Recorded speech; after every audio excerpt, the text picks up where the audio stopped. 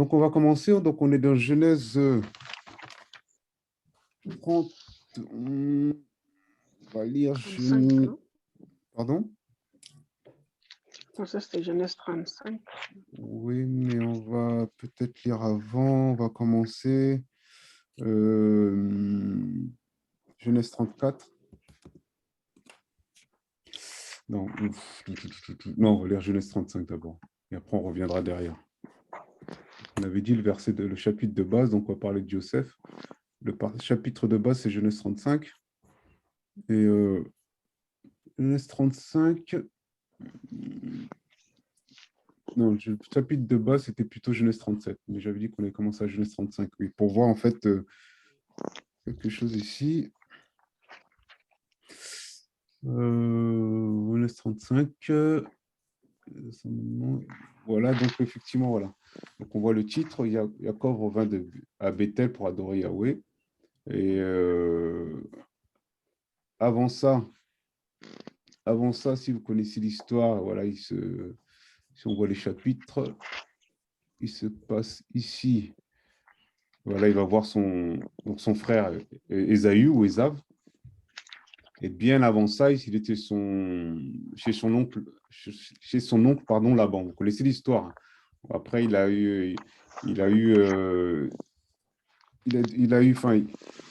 aimait Rachel, son oncle Laban. Il a dit, OK, ben, tu as travaillé 7 ans pour moi. Et à la fin des 7 ans, finalement, il arrive aux nuits de noces. Il se trouve que c'est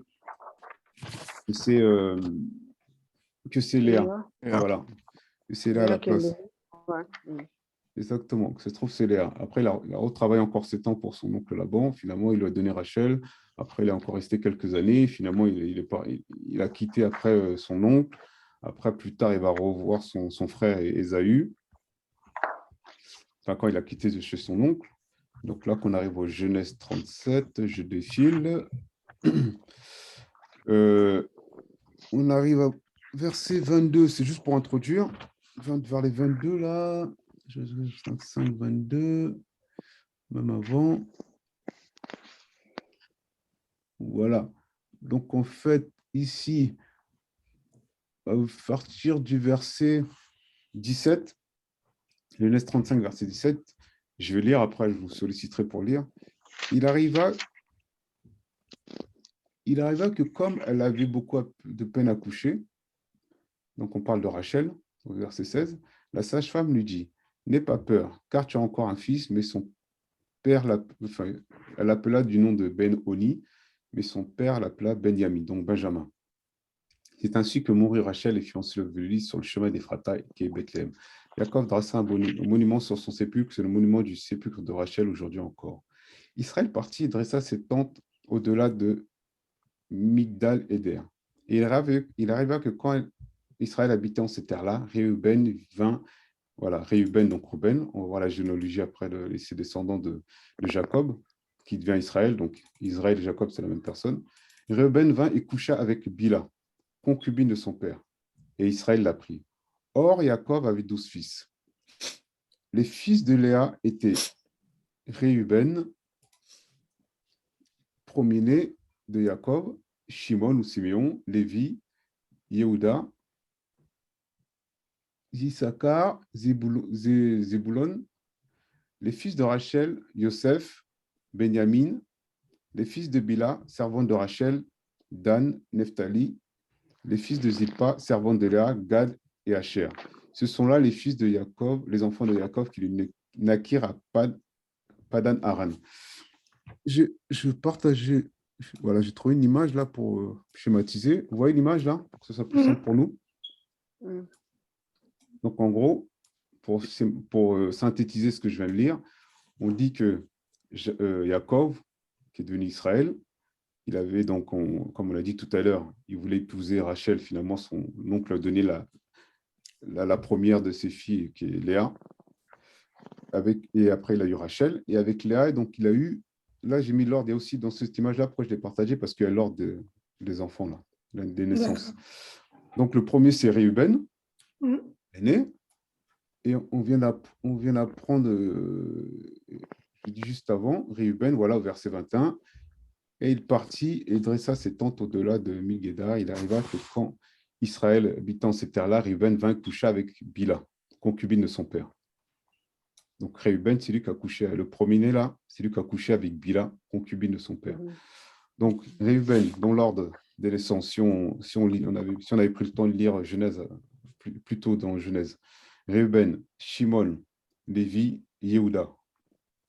Ensuite, Bila, servante de Rachel. Rachel ne pouvait pas enfanter. Donc Rachel, la petite sœur de Léa, elle a donné à son mari Bila pour qu'elle puisse lui enfanter des enfants. Donc, Bila a eu Dan et Nephtali. Léa, en voyant ça, elle a donné maintenant Zilpa, sa servante, donc là c'est écrit en anglais, Léa servante, à Jacob, qui lui a donné Gad et Asher. Et de mémoire, non, je crois que c'est ça, je crois que Dina elle arrive après. Ensuite, Léa, elle a de nouveau des enfants, Léa Zébulon. Et après ça, on n'avait pas écrit le numéro, mais de mémoire, elle arrive en 11e position, Dina.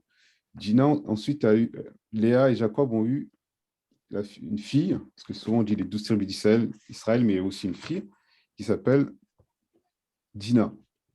Puis, cette fois-ci, Rachel, le Seigneur l'a permis qu'elle puisse avoir des enfants. Donc, Rachel a eu Yosef, puis Benjamin. En français, Benjamin. Donc, quand quelqu'un est le dernier de la famille, ou on dit le Benjamin de la famille, donc, parce que c'est le dernier. Et dans le chemin, là, qu'on vient de lire, là, si vous avez fait attention, en chemin, quand Rachel, quand elle a donné naissance à Benjamin, elle est décédée par la suite, en accouchant de Benjamin, si vous avez suivi. Donc là, c'est pour comprendre le contexte. Donc, retenez bien, là, vous allez y avoir beaucoup d'informations, retenez bien, Réuben, premier fils, Simon Lévi, après Simon Lévi, et ensuite, voilà, Joseph, il arrive en 11e position. Enfin, il y a Dina avant, mais parmi les 11 tribus, il arrive en 11e position et Benjamin en 12e position. Et là, c'est un truc qu'on n'avait pas vu ensemble, Ludovic. On va en parler. Juste, pourquoi je vous parlais de Réuben? Donc, Réuben, on apprend qu'il a couché avec Bila. Voilà. Et autre chose, par rapport à Siméon et Lévi, donc ceux qui arrivent en 2e et 3e position, là, si vous arrivez dans Genèse, Bereshit 34, moi j'ai un titre ici, là, Déshonneur de Dina. Voilà, Dina, donc leur sœur. On ne va pas tout lire, mais en gros, on va sauter. Or, Dina, la fille que Léa avait enfantée à Jacob, sortit pour voir les filles de la terre. Shechem, fils de Hamor, le Hévien, prince de la terre, la vit, la prit, coucha avec elle et l'humilia. Son âme fut attachée à Dina, fils de Jacob. Il aima la jeune fille et parla au cœur de la jeune fille. Shechem parla à Hamor, son père, disant, prends-moi cette fille pour femme.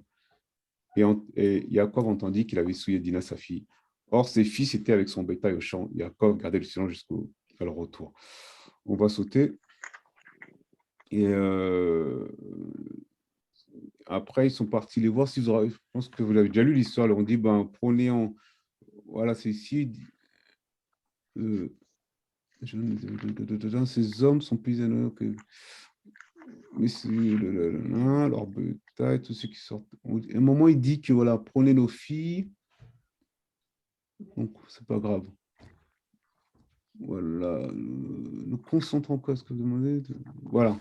En gros, prenez nos filles, tout ça, et nous on prendra vos filles. Voilà, on va faire une alliance, en gros. C'est pas le mot exact, alliance, mais en gros. Mais nous nous consentirons à ce que vous demandez que si vous deveniez semblable à nous en circoncisant tous les mâles qui sont parmi vous.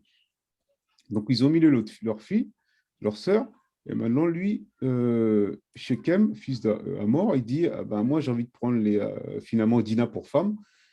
On va s'arranger, mais si vous les prenez pour femme, nous, on veut que vous soyez circoncis. Et que nous, comme ça, on pourra prendre les femmes de votre pays, etc. etc. Ensuite, pour ne pas tout lire, vous allez lire tranquillement à la maison.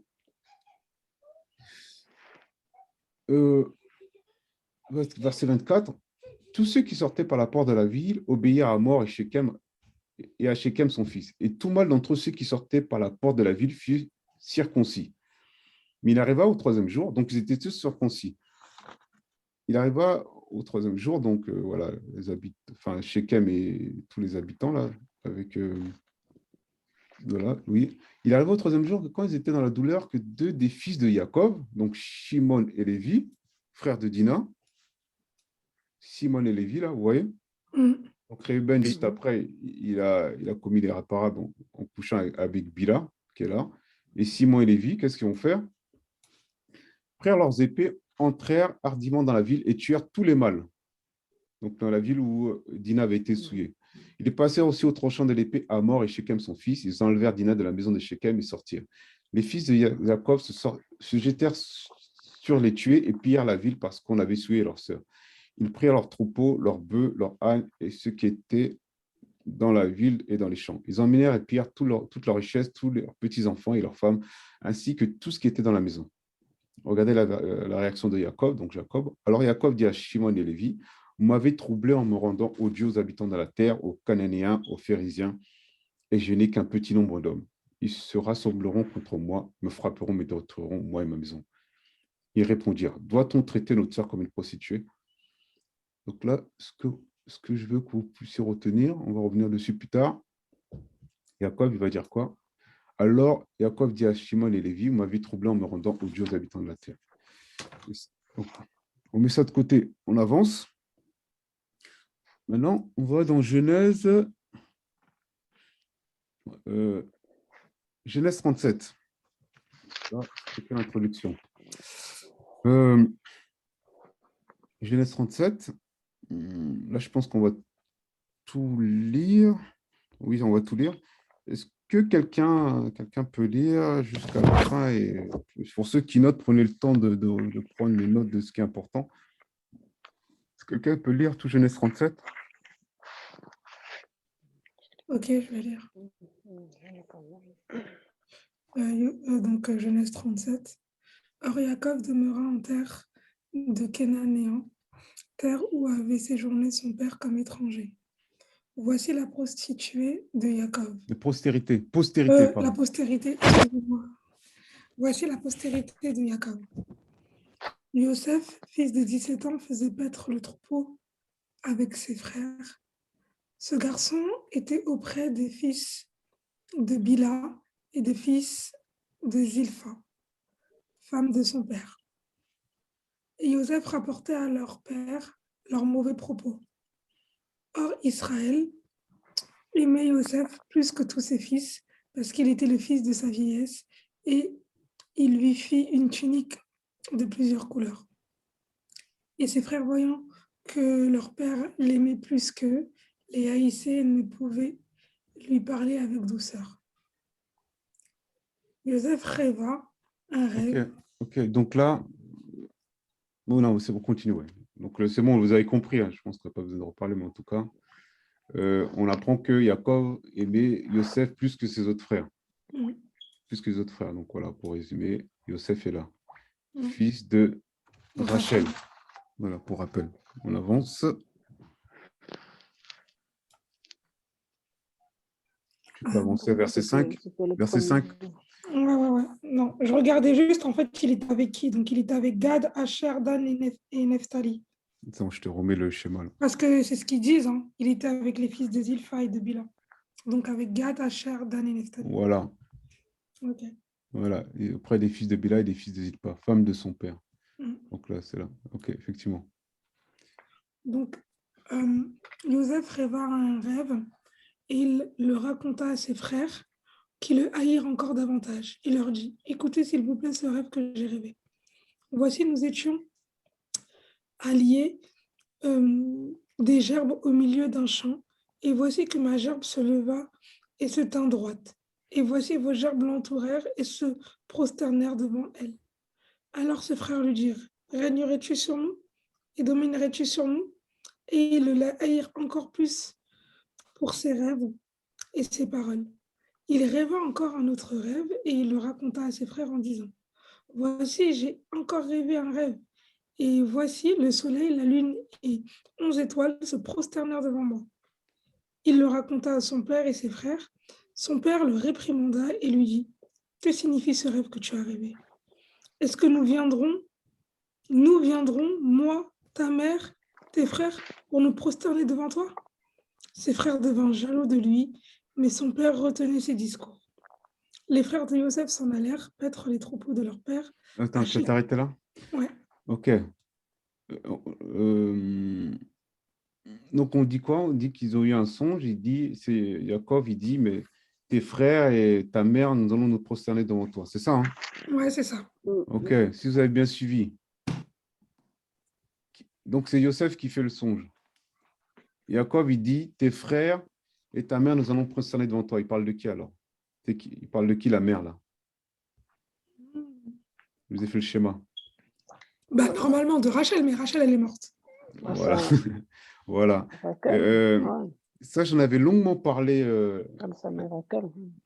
Voilà, j'en avais longuement parlé la dernière fois, comme je vous ai dit, j'avais partagé sur ça quand on était à Caen.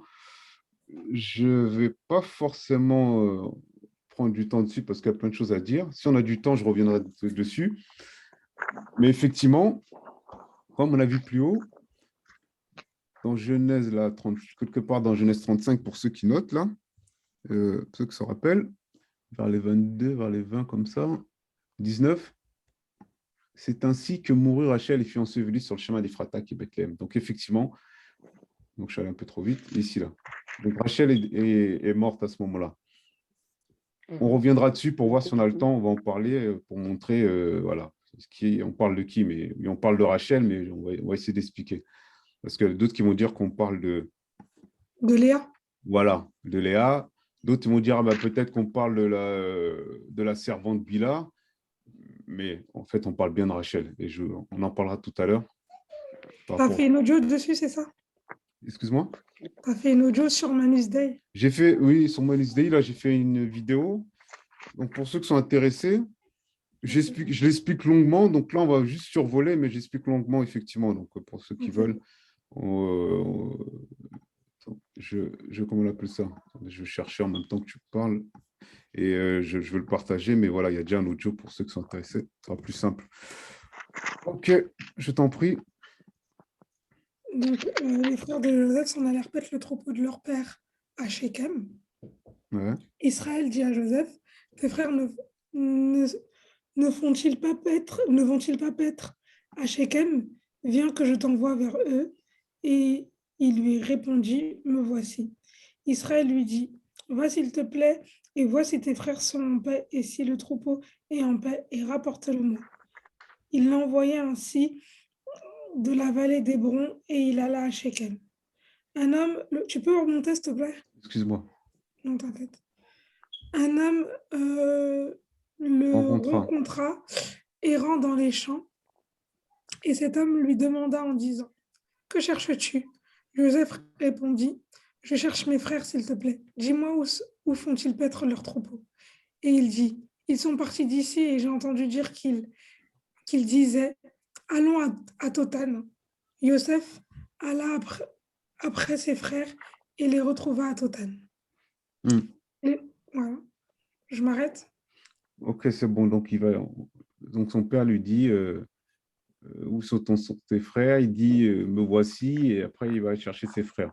Il rencontre un homme dans les champs. Il lui dit, tes frères sont là-bas. Ok. Retenez bien tout ce qui est en train d'être dit là. On avance. Les frères de Joseph complotent contre lui. Donc, ils le virent de loin et avant qu'il soit près d'eux, ils complotèrent contre lui pour le tuer. Et chaque homme dit à son frère, voici le maître des rêves qui vient. Maintenant, venez, tuons-le et jetons-le dans l'une de ces citernes. Nous dirons qu'une bête féroce l'a dévoré et nous verrons ce que deviendront ses rêves. Mais Réhouben entendit cela et le délivra de leurs mains en disant, ne tuons pas son âme.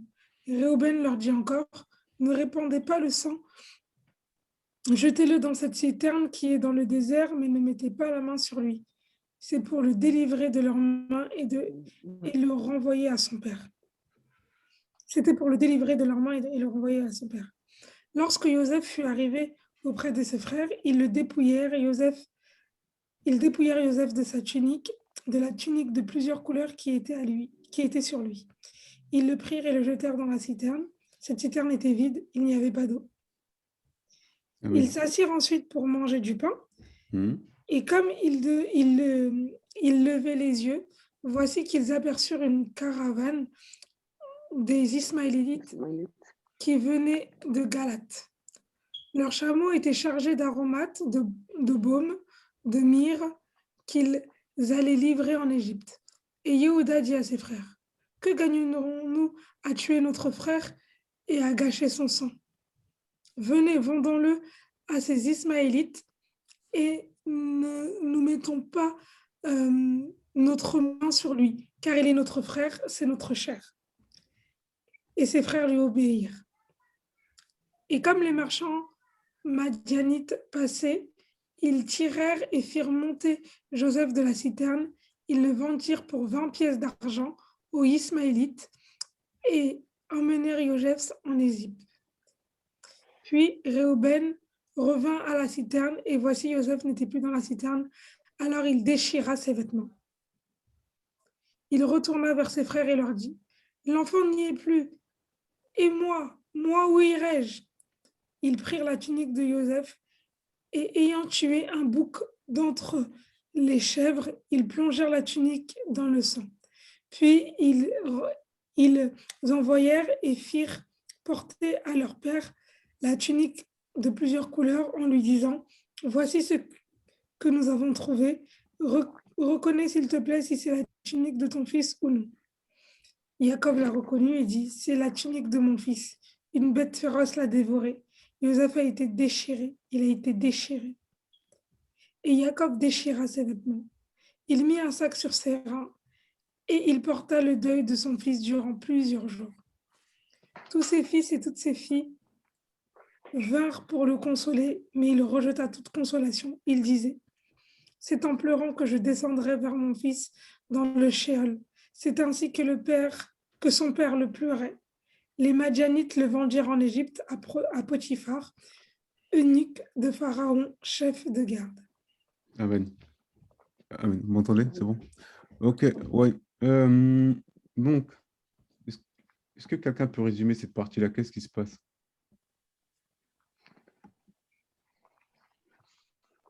Qu'est-ce qui se passe dans cette partie-là? Si quelqu'un peut résumer. En fait, Ouais, vas-y. je disais la partie où il a été vendu. Ok. C'est la partie où il craignait, il pensait que Joseph allait être vendu, mais finalement, il ne le trouvait pas. Donc, la peur, il est envoyé de peur, donc il a tué la bête pour pouvoir simuler son décès, quoi, en fait, pour dire qu'il a été... c'était un plan qu'ils avaient déjà mis en place, hein, ils avaient déjà parlé de ça auparavant, qu'ils allaient le tuer, qu'ils allaient dire que c'est une bête qu'il avait dévorée, quoi, en fait. Ok. Ok, quelqu'un d'autre? Mo, tu voulais parler? Au départ, en fait, ses frères, ils voulaient le vendre aux Ismaélites pour gagner un peu de sous. Mais finalement, ce n'est pas les Ismaélites qu'ils prennent, ce sont des Madianites qui ont pris Joseph de la citerne. Donc moi, je ne sais pas si j'essaye de relire là, je ne sais pas s'ils l'ont pris par mégarde ou s'ils l'ont quand même racheté. Ok, on va relire là. Donc, je vais lire. Ils s'assirent ensuite pour manger du pain. Donc là, verset 24, là, ils le prirent et le jetèrent dans la citerne. Cette citerne était vide, il n'y avait pas d'eau. Ils s'assirent ensuite pour manger du pain pendant qu'il est dans la citerne. Donc, imagine une citerne où il y a comme un puits, une grosse citerne, mais que tu ne peux pas facilement remonter. Pour manger du pain, et comme il levait les yeux, voici qu'ils s'aperçurent une caravane de Ishmaélites, donc des Ismaélites qui venaient de Galade. Leurs chameaux étaient chargés d'aromates, de baume, de myrrhe, et ils allaient livrer en Égypte. Et Yehuda dit à ses frères, que gagnerons-nous que gagnerons-nous à tuer notre frère et à cacher son sang? Venez, donnons à ces Ishmaélites et ne mettez pas notre main, car il est notre frère, c'est notre chair. Et ses frères l'obéirent. Et comme les marchands madianites passaient, ils tirèrent et firent monter Yosef de la citerne et le vendirent pour 20 pièces d'argent aux Ishmaélites qui emmenèrent Yosef en Égypte. Donc, juste pour précision, en fait, là, dans le contexte, Madianite et Ishmaélite, ouais. Donc, il y en a, ils vont dire, oui, c'est deux groupes de personnes différentes. Il y en a, ils vont plutôt dire, ben, quand on disait Madianite, ça voulait dire comme des marchands. Donc c'est pour ça qu'on a dit Madianite.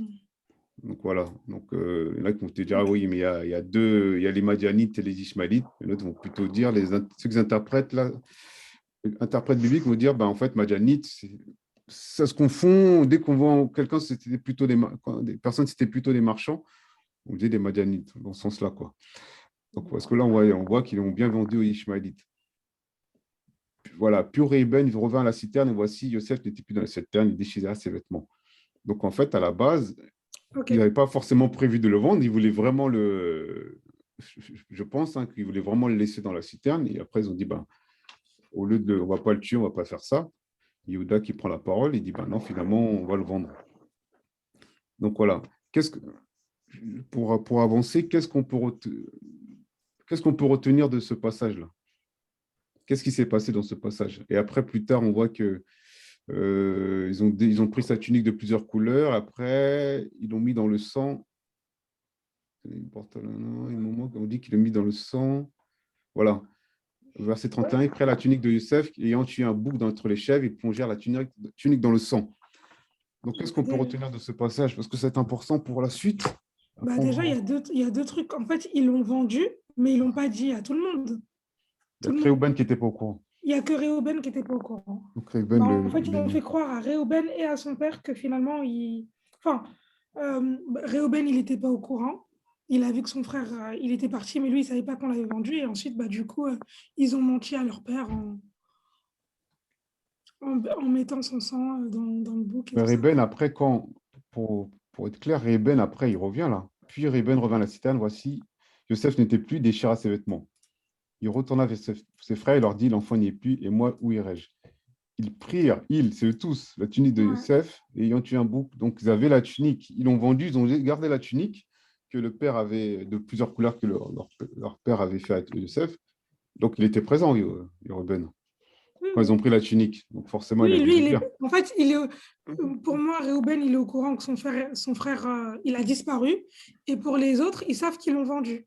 Non, mais ouais, ok, je vois ce que tu veux dire. Mais, et après, eux tous, oui, ok, ils prennent la tunique. Oui, j'ai compris.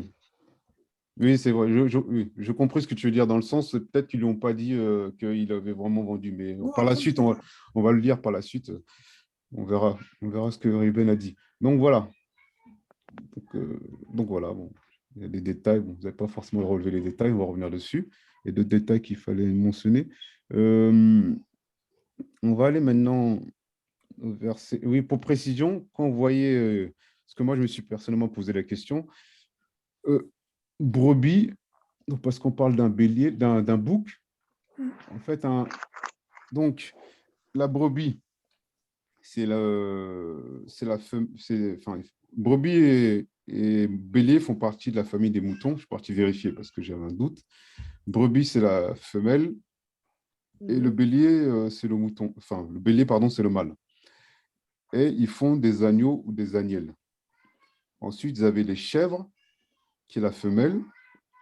Et donc là, c'est notre famille. Donc, chèvre et bouc, qui est le mâle. Et le chèvre et le bouc font des chevreaux. Ouais, la distinction. Donc, brebis, bélier, des agneaux, des agnelles. Chèvre et bouc, des chevreaux. Juste pour précision. J'avais du mal à comprendre là pourquoi un bélier, pourquoi un bouc. Donc, je suis parti vérifier. Donc, on va descendre. Tu dis que c'est peut-être le sacrifice? On va revenir dessus. Ouais. Mets ça de côté, ce que tu relèves. Et on va revenir dessus à la fin. Genèse 39, 7 à 19. En fait, voilà. On va lire à partir du verset 1. Après, je vais sauter au verset... je vais sauter. Or, donc Genèse 39, verset 1, or, quand on fit descendre Yosef en Égypte, Potiphar, eunuque de Pharaon, chef des gardes, homme égyptien, l'acheta de la main des Ismaélites. Donc, c'est vraiment les Ismaélites qui l'ont acheté, qu'il y avait amené. Donc, Yahweh était avec Yosef. Il était un homme qui faisait tout prospérer. Il était dans la maison de ce seigneur égyptien. On va sauter au verset 7. Après ces choses, il arriva que la femme de son seigneur porta les yeux sur Yosef et lui dit, couche avec moi. Mais il le refusa et il dit à la femme de son seigneur, voici mon seigneur ne prend avec moi connaissance de rien dans la maison. Il a remis entre mes mains tout ce qui lui appartient. Il n'y a personne dans cette maison qui soit plus grand que moi. Il ne m'a rien interdit excepté toi. Parce que tu es sa femme, comment ferais-je un si grand mal? Pécherais-je contre Elohim? Donc, pour ceux qui ne savent pas, Elohim, généralement traduit par Dieu, mais dans cette version de la Bible qu'on utilise, Bible de Yeshua Mashiach, on a mis le mot hébreu qui est Elohim. Il arriva que comme elle parlait à Yosef jour après jour, qu'il ne l'écouta pas pour coucher à côté d'elle, pour être avec elle. Mais verset 11, mais il arriva vers ce temps-là qu'il entra dans la maison pour faire son travail. Il n'y avait là dans la maison aucun homme des hommes de la maison. Verset 12, elle le saisit par son vêtement et lui dit, couche avec moi. Mais il laissa son vêtement entre ses mains et s'enfuit dehors. Il arriva que quand elle vit qu'elle lui avait laissé son vêtement entre les mains et s'est enfuie dehors, qu'elle appela les hommes de sa maison et leur parla en disant, voyez, on nous a emmené un homme, un hébreu, pour se moquer de nous. Il est venu vers moi pour coucher avec moi. Et j'ai appelé à grands cris. Et il est arrivé que quand il a entendu que j'élevais mon voix et que je criais, qu'il a laissé son vêtement à côté de moi et s'est enfui et sorti dehors. Et elle garda le vêtement de Yosef jusqu'à son Seigneur rentre à la maison. Verset 17. Alors elle lui parla selon ses paroles en disant, le serviteur hébreu que tu as emmené est venu vers moi pour se moquer de moi. Verset 18. Et il est arrivé que comme j'ai levé ma voix et que je criais, et qu'il a laissé son vêtement à côté de moi et s'est enfui dehors.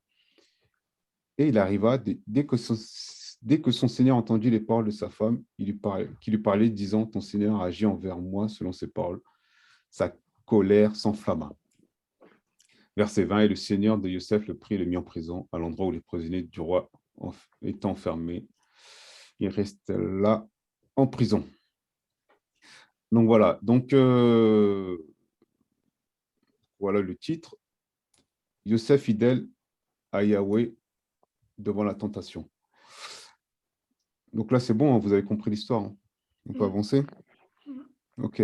Ensuite, Genèse 40, ce qui se passe, il se retrouve en prison. Et de là, il interprète les rêves des chansons et du panetier du roi. Et il leur dit, vous sortirez, vous parlerez de moi. Voilà, il y en a un des deux. Il lui dira, dans 3 jours, ta tête sera, tu vas reprendre ton service. On descend.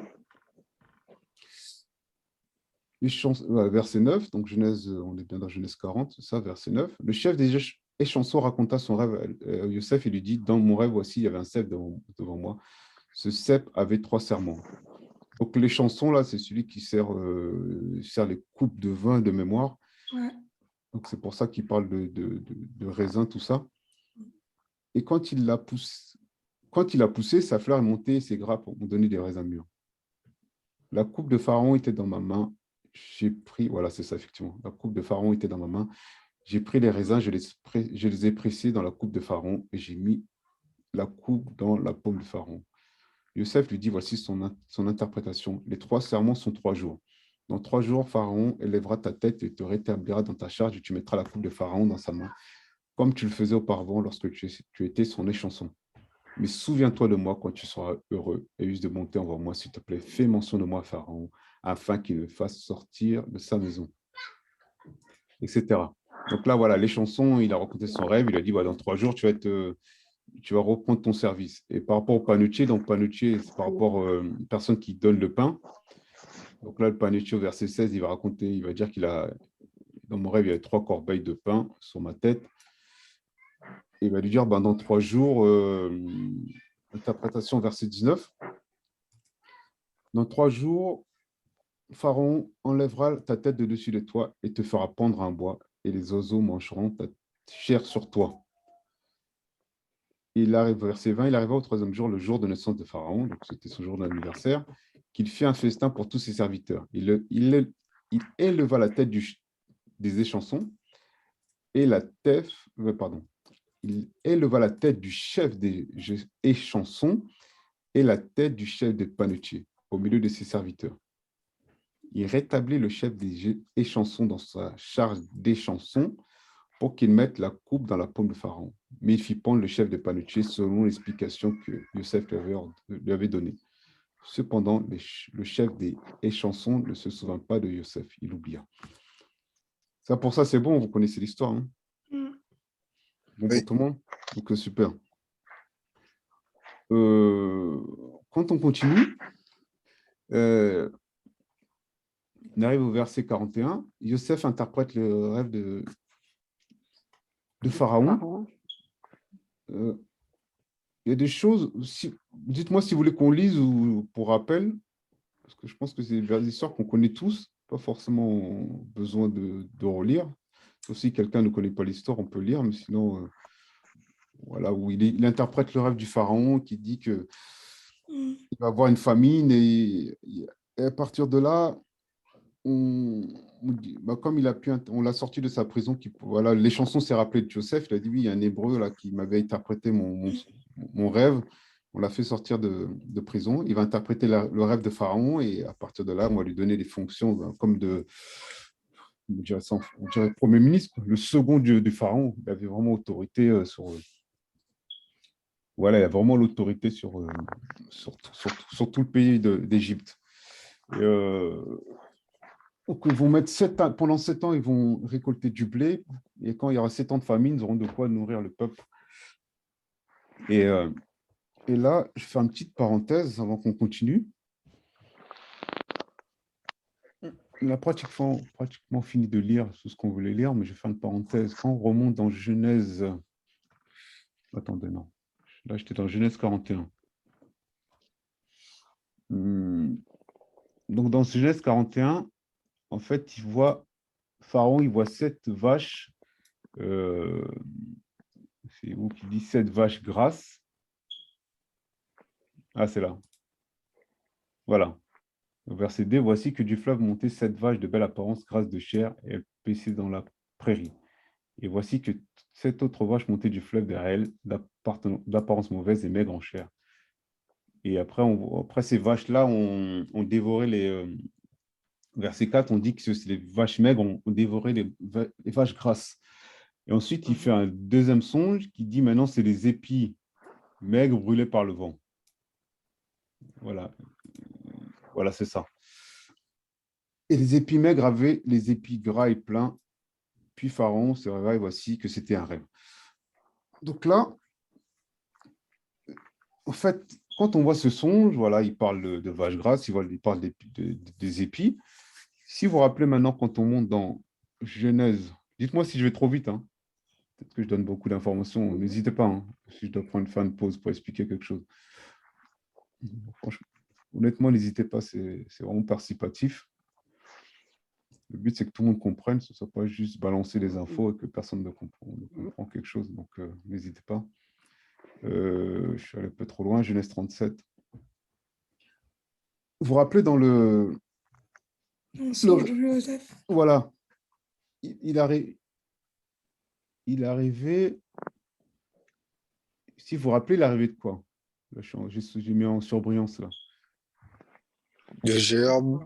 Voilà, on voit les gerbes là ici. Et ensuite, il arrivait de quoi? Soleil, la lune, les étoiles.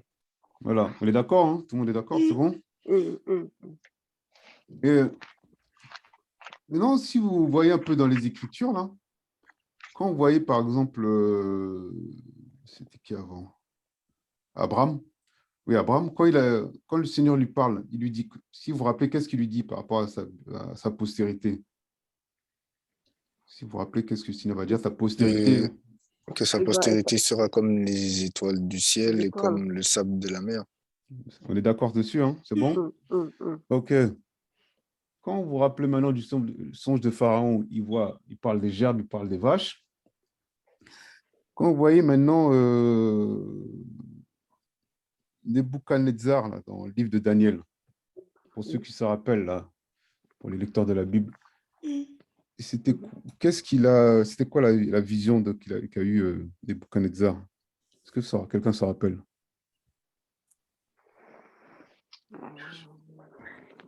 Il a vu une statue avec une composition de 4 métaux et de l'argile. Et puis, il a vu 4 bêtes aussi. Ok, je crois qu'il y a autre chose encore. Il y a un trou si quelqu'un se rappelle, mais il y a autre chose.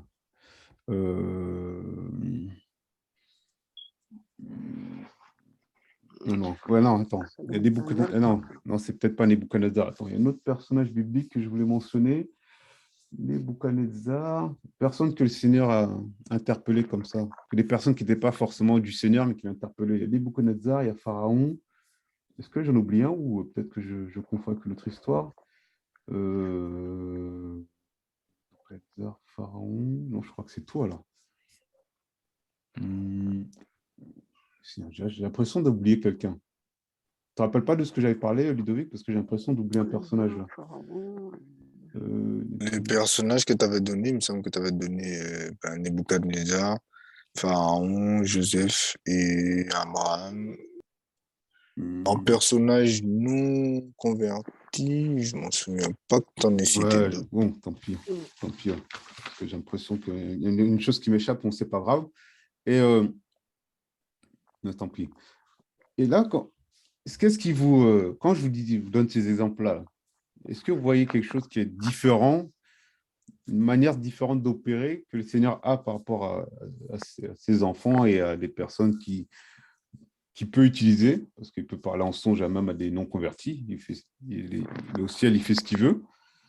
Mais est-ce que vous voyez une différence par rapport à ce qu'on vient de mentionner là?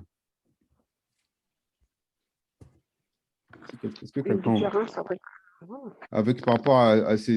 par rapport à toutes les visions que ce soit Joseph, Abraham, des différences ou des similitudes. Et Nebuchadnezzar, Pharaon. Nebuchadnezzar et Pharaon, il ne prend pas des animaux? Non, c'est pas pour... Vas-y, continue. Non, c'est pas ça. Non, continue, peut-être que... J'allais dire c'est pas ça, mais peut-être que je n'étais pas allé au bout de ton explication, je t'en prie. Non, c'était ça, c'était... je vois pas de...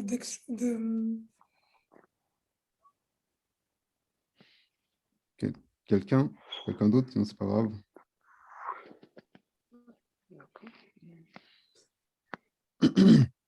Ok, je réponds, parce que les autres sont off. Enfin, leur micro est muté et coupé. Quand vous voyez... Quand vous voyez le songe de Joseph, il voit les choses terrestres. Vous êtes d'accord? Les choses terrestres, la gerbe. Il voit quoi? Les choses célestes. Parce qu'on dit quoi? Et voici le soleil, la lune, au verset 9, là, ici, là. La lune et les 11 étoiles se prosternaient devant moi. D'accord, hein? Quand on voit Abraham, il fait voir quoi? Les choses terrestres, le sable de la terre, et il fait voir les choses célestes. Les étoiles. Les étoiles, voilà, comme les étoiles du ciel, tout ça. Mais quand on regarde les pharaons et consorts, il ne voit que les choses terrestres. Je ne sais pas si vous suivez. Quand il voit Pharaon, on redescend.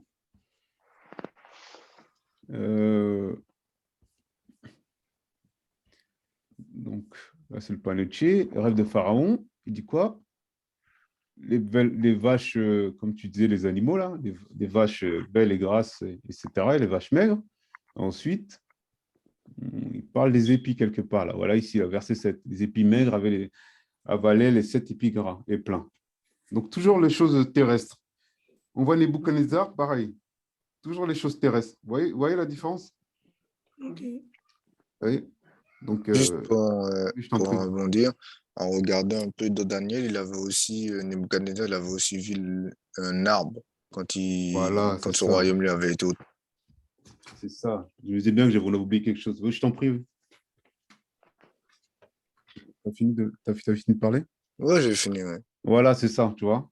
Je me disais bien qu'on avait oublié quelque chose. Et voilà, toujours les choses terrestres. Alors que quand c'est les enfants d'Elohim, le Seigneur nous permet de voir les choses terrestres, mais aussi les choses, enfin, les choses célestes, quoi. Parce qu'on est du royaume, on veut voir, c'est bien tout ce qui est matériel, voilà, humain, enfin matériel, enfin charnel, entre guillemets. On veut voir les choses du royaume, on veut voir le céleste. Et, euh, et dans Genèse 37, là, il dit voilà, que la vision qui va s'accomplir, c'est que ses frères et son père, ses frères vont se prosterner devant lui. Donc on continue, Genèse 40. Genèse 40. On descend, je fais défiler. 41, on l'a vu. Ah, là, c'est important, là.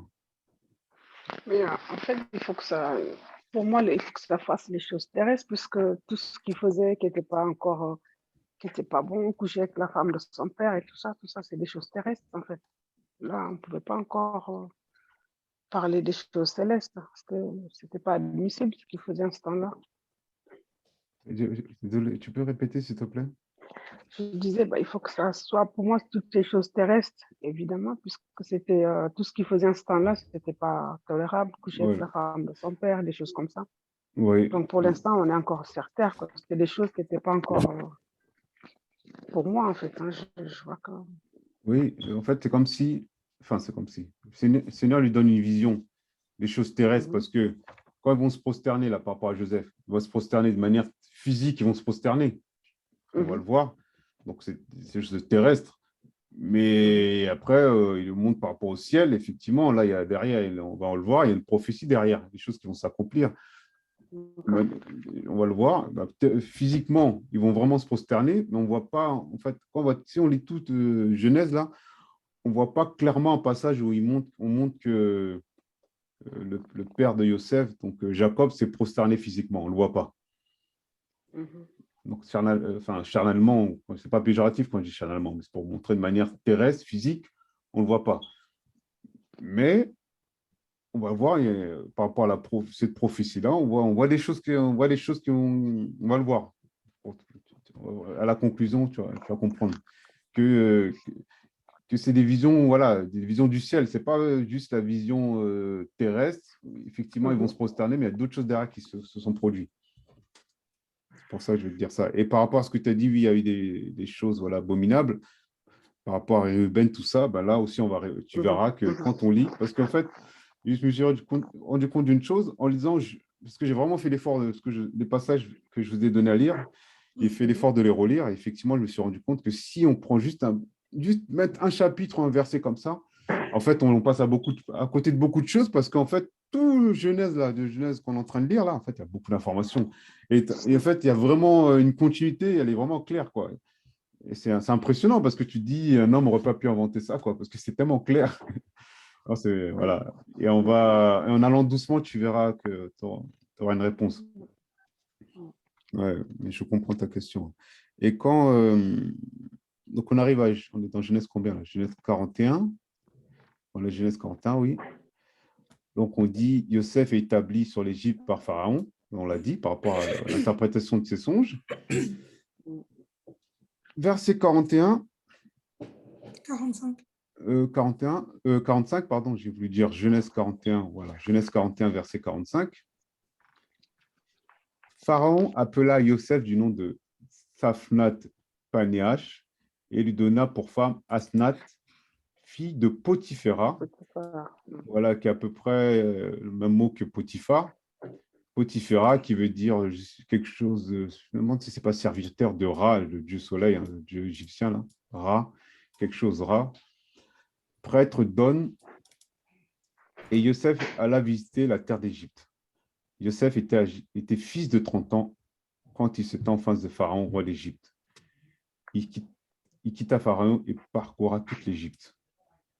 Donc là, on va mettre ça de côté. Qu'est-ce qu'on apprend ici? Pour ceux qui ont compris, après, Non, attendez, je vais lire la suite et après, vous allez me dire qu'est-ce qu'on apprend. Verset 46. Yosef était fils de 30 ans quand il se tint en face de Pharaon, roi d'Égypte. Il quitta Pharaon et parcourut toute la terre d'Égypte. Et la terre rapporta très abondamment pendant les 7 années de fertilité. Il rassembla tous les céréales de 7 années sur la terre et mit ces céréales dans les villes. Il mit dans chaque ville les céréales dans les champs qui étaient autour d'elle. Ainsi, Yosef amassa du blé comme le sable de la mer, en si grande quantité qu'on cessa de le compter parce qu'ils étaient sans nombre. Avant les années de famille, il naquit à Yosef 2 fils que lui enfanta Asnath, fille de Potiphéra, prêtre d'On. Yosef appela le premier du nom de Ménaché. Je crois qu'on met la définition. Ouais, Manassé. Ouais. Manassé, dans les autres versions de la Bible. Oui, Elohim m'a fait oublier toute ma peine et toute la maison de mon père. Et il appela le second du nom d'Éphraïm. Oui, Elohim m'a fait porter du fruit en terre de mon affliction. Alors finirent les 7 années d'abondance qui avaient été en terre d'Égypte. Et après commença les 7 années de famine. Qu'est-ce qu'on apprend ici? Pareil, ça va être important pour la conclusion. Que Pharaon, il prend Yosef sous son aile, quoi. Comme son petit, comme son fils. Ok, ça c'est bien ça. Ouais. Ok, note, parce que note, tu me le rediras tout à l'heure ce que tu viens de dire. Prends Pharaon, prends Yosef comme son fils. Ok, quoi d'autre? Yosef, il a commencé à 30 ans, en fait, à se tenir devant Pharaon, roi d'Égypte. Ok, c'est bien. Je vais noter ça. Ok.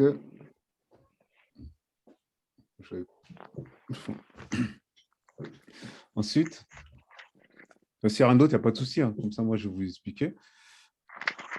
Et on va revenir dessus. On apprend quoi? Ouais, il a commencé à servir. Il a parcouru la terre aussi à partir de 30 ans. Voilà, à partir de 30 ans. Ça, on va mettre de côté, on va en revenir dessus. Et une chose importante, bon, je pense, j'ai l'impression que ça ne vous a pas sauté aux yeux. Il lui donna pour femme, il a pris pour femme, donc Yosef, hébreu, prend pour femme Asnath, fille de Potiphéra, prêtre d'On. Don, c'est une divinité, donc, ouais, c'est ça. On, moi, je crois que c'est une divinité, je revérifierai. Prêtre d'On. Donc là, en fait, il a pris une Asnath, femme égyptienne, qui prêtre, son père était prêtre de divinité égyptienne, en gros. Je ne sais pas si vous vous suivez. Ok, ouais. Ok, donc en gros, il a pris une femme étrangère, lui qui était hébreu. C'est bon, là, on suit? Ouais, ok. Ah. Mais il avait publié, à ce moment-là, il n'avait pas d'identité, il était en Égypte aussi, à ce moment-là. Voilà. Et à prendre en compte dans ce qu'on va expliquer tout à l'heure. Yosef appela le premier-né, son Manaché, et son second, c'est Ephraïm. Premier Manassé, second Ephraïm. Là aussi, on va voir quelque chose après. Premier Manassé, second Ephraïm. C'est bon? Donc, ah oui, précision. Donc, s'il a pris une femme d'Égypte, parce qu'aujourd'hui, c'est vrai que les Égyptiens, on voit, ils sont plutôt basanés. Mais il y a une époque où l'Égypte, pour ceux qui ne le savent pas, ils étaient de quelle couleur de peau, les Égyptiens? C'est noir. C'est noir. C'est noir. Oui. Yosef, soit blanc, soit basané. Il fait des enfants, probablement, soit des métis blancs, soit des métis noirs. D'accord? Ok. Donc ça, parce qu'il y en a qui, une fois, ils disaient on ne parle pas des noirs dans la Bible, mais là, on apprend que Manassé, soit métis blanc, et Ephraïm, soit des métis blancs, soit des métis noirs. En tout cas, on avance. On va dans... donc, c'est quoi? Genèse 42 après. Je vérifie l'heure. Ouais, on a du temps. On a du temps. C'est bon. Voilà ce qui se passe à partir de là. Quelqu'un d'autre va lire. C'est que, donc la famine, là, il y a la famine sur tout le pays. Il y a eu les 7 ans d'abondance. Ils ont mis du blé de côté. Maintenant, il y a la famine sur tout le pays. Et donc, vraiment sur toute la terre. Ce n'est pas qu'en Égypte, c'est vraiment partout. Vous suivez? Donc, Jacob, voyant qu'il y avait du blé en Égypte, Jacob dit à ses fils, pourquoi vous regardez-vous les uns les autres? Donc, les fils, là, voilà, Yosef, il n'est plus là, et Yosef, il est devenu premier ministre en Égypte. Mais à ce moment-là, ils ne le savent pas. Pour ceux qui ne le savent pas. Il leur dit aussi... Ils le croient mort, en fait, c'est pour ça qu'ils ne savent pas. Voilà, eux l'ont vendu, ils se disent, bon, voilà, il ne sait pas ce qu'il est devenu, il est mort, en tout cas, ils l'ont vendu. Donc, en gros, ce n'est plus leur problème. Ils ne savent pas trop ce qui s'est passé. Il leur dit aussi, voici, j'ai appris qu'il y a du blé en Égypte, descendez-y pour nous en acheter là, afin que nous vivions et que nous ne mourions pas. Alors, le frère de Yosef descendirent pour acheter du blé en Égypte. Mais Jacob n'envoya pas Benjamin, frère de Yosef, avec ses frères. Car il disait, il faut prendre garde qu'un malheur ne lui arrive. Donc, il ne voulait pas que Benjamin, le dernier, meure en Égypte. Ainsi, les fils d'Israël allèrent pour acheter du blé avec ceux qui y allaient, car la famine était sur toute la terre de Canaan. Ensuite, bon, comme vous voulez, est-ce que vous voulez vraiment lire ou est-ce que on peut faire un résumé? Parce que voilà, des fois, c'est vrai qu'après le lire, ça peut-être pas tout comprendre, mais on peut faire un résumé.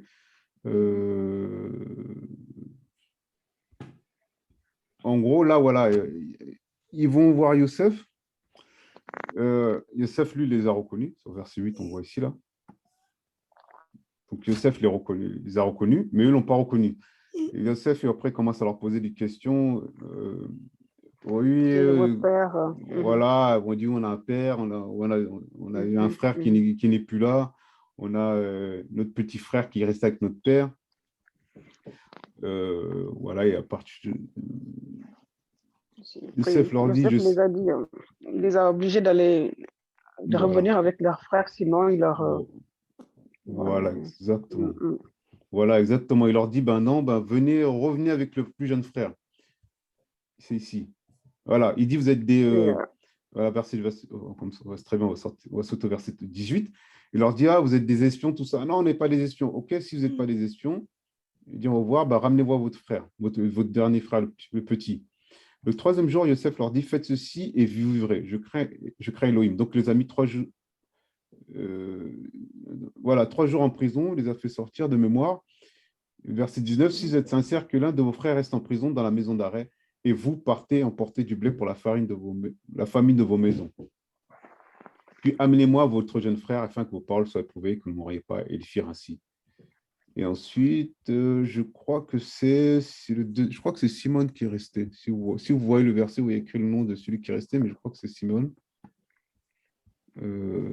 Si vous avez devant les yeux. Joseph, il les avait reconnus, Joseph. Il a fait de sorte qu'il puisse revenir absolument avec son jeune frère. Voilà. Benjamin. Non, mais je voulais savoir, voilà, c'est là, en fait, ma question, c'est ça, c'est verset 24. Donc, il dit, vous pouvez partir, mais il y en a un d'eux qui reste en prison, et c'est Simon qui reste en prison. Donc, Shimon. Donc, pour rappel, qu'on a fait, c'est lui, là, le deuxième. C'est lui qui reste en prison, et les autres repartent chercher Benjamin. Voilà, donc c'est bon. C'est mieux de faire un résumé, comme ça, on va tous comprendre. Et ensuite, il leur met de l'argent, tout ça, mais il remet l'argent que les frères ont donné, il le remet dans le sac. Et eux, ils voient le sac, ils disent, mais pourquoi il nous a fait ça? Alors, si on redonne l'argent, en gros, on va avoir des problèmes. Donc, ils ont préféré partir, rentrer à la maison. Et donc, voilà, pour le résumé. Et après, quand on arrive à la fin, vous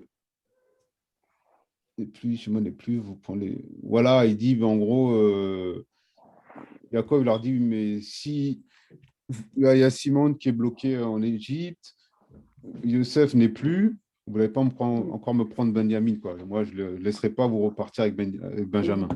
Donc, voilà. Je pense qu'on est tous sur le même niveau d'information. On continue. Jacob renvoie ses fils en Égypte. Or, la famine devint très grande sur toute la terre. Il dit, alors, repartons en Égypte, chercher du blé. Il dit, OK, mais on y va, mais on nous a dit que... C'est Yuda ici qui parle. Voilà, il dit, si on y va, il faut qu'on ramène le jeune garçon. Finalement, Il dit, si on n'avait pas tardé, on aurait déjà fait l'aller-retour, en gros. Certainement, nous serons déjà de retour 2 fois. En gros, on aurait déjà fait l'aller-retour. Alors, l'Israël, à ce moment-là, elle laisse partir. Prenez l'argent que vous avez au départ, là. Reprenez l'argent. Elle le redonnait, etc. Ils partent avec Benjamin. Verset 16. Dès que Yosef vit Benjamin avec eux, il dit à l'homme qui était au-dessus de sa maison, fais entrer ces hommes dans la maison, tue une bête et prépare-la, car ces hommes mangeront avec moi à midi. Donc voilà, quand on descend, ils font sortir Simon de prison. Et là, il leur dit à ce moment-là, au verset 22, ils disent à l'intendant, verset 23, 22, oui, on avait l'argent, tout ça, on vient le rendre. Il dit, ne vous inquiétez pas, il n'y a pas de problème. Ils descendent, on descend plutôt. Et voilà, ici, maintenant, on va lire au verset 28. Oui, voilà, très bien. Verset 28, quelqu'un peut lire jusqu'à la fin? Verset 28, c'est ça? Oui, jusqu'à la 42, fin. 28, c'est ça? Non, 43. Là, Genèse 43, 28 jusqu'à 34, jusqu'à la fin. 43, 28, jusqu'à la fin. 43, oui. 43, 28. Sinon, j'ai partagé l'écran, tu peux voir sur l'écran directement si. Je suis en train de... Sauf si tu. 43, 28, là, je vais... Je lis au nom de Seigneur Yahshua. Ils répondirent, ton serviteur, notre Père, en paix, il vit encore. Et ils s'inclinèrent et se prosternèrent. Joseph leva les yeux. Amen. Attends, oui, pardon. Ils se prosternèrent. Donc là, effectivement, tu as bien fait de faire. Voilà, ils s'inclinaient et se prosternèrent. Donc là, on voit déjà la première fois quand ils sont venus, là, on avait sauté, mais effectivement, ils se sont prosternés. Mais là, il y avait pas Benjamin à ce moment-là. Là, Benjamin est là. Et là, tous les fils se sont prosternés. Confirmé là. Et comme j'ai dit, on ne voit pas le papa se prosterner et tous les fils se sont prosternés. Tu peux continuer? Joseph leva les yeux. Il vit Benjamin, son frère, fils de sa mère. Et il dit, est-ce là votre jeune frère dont vous m'avez parlé? Et il ajouta, mon fils, que l'Élohim te fasse grâce. Et Joseph se retira promptement, car les entrailles étaient agitées par l'émotion pour son frère, et il cherchait où pleurer. Il entra dans sa chambre et il pleura. Après s'être lavé le visage, il sortit de là et faisant des efforts pour se contenir, il dit, servez le pain. On servit Joseph à part et ses frères à part, et les Égyptiens qui mangèrent avec lui furent servis à part, car les Égyptiens ne pouvaient manger du pain avec les Hébreux, parce que c'est à leurs yeux une abomination. Ah ouais. Les frères de Joseph s'assirent en face de lui, le premier-né selon le droit d'aînesse, selon le roi d'aînesse, c'est ça le roi? Droit d'aînesse, oui. Donc attends, pour être coupé, droit d'aînesse, le premier, c'est lui, Réubén. Et le plus jeune selon sa jeunesse, voilà. Ces hommes s'étonnèrent, l'homme avec son compagnon. Joseph fit porter des portions devant sa face. La portion de Benjamin était 5 fois plus grande que les parts de tous les autres. Ils burent et s'enivrèrent avec lui. Amen. Voilà, donc on voit vraiment qu'ils sont tous prosternés. Donc là, la prophétie s'est accomplie, comme je te disais tout à l'heure, là, physiquement, ils se sont vraiment prosternés. Et comme j'avais dit tout à l'heure, vous pourrez voir une vidéo YouTube. Une vidéo YouTube là où je parle de ça, là. Léa, Rachel, la lune dans le songe de Yosef. La vidéo dure 26 minutes, donc c'est pour ça que je dis que ça prend du temps de tout expliquer. Donc, je vais vous l'envoyer si vous voulez. Donc, voilà. Et donc, voilà, très bien. Merci. Donc là, je pense qu'on a compris. On va continuer. Donc, je crois que ça va. Attends, Yehuda, c'est remplir ses engagements. Non, je crois que ça. Voilà, oui, effectivement, pour ceux qui se rappellent, à ce moment-là, ils vont remplir de nourriture, tout ça, tous les sacs. Et après, en fait, Yosef a fait exprès de mettre une coupe. Je crois que c'est une coupe. Ouais, C'est ça, c'est une coupe. voilà, dans le sac de Benjamin. Et comme ça, quand ils vont partir, ils disent, ah, vous voulez me voler? Yosef va envoyer quelqu'un les rattraper. Ah, vous voulez nous voler? Tout ça. Bah, regardez, eux vont dire, ah non, non, non, on ne veut pas te voler. Si on trouve la coupe ou quoi que ce soit dans nos affaires, ben, cette personne-là soit même tuée, soit ton esclave. Et après, ils vont fouiller au verset 12, en commençant par le plus grand et finissant par le plus petit. Et la coupe fut trouvée dans le sac de Benjamin. Alors, ils déchirèrent leurs vêtements et chacun rechargea son âne et se retourna à la ville.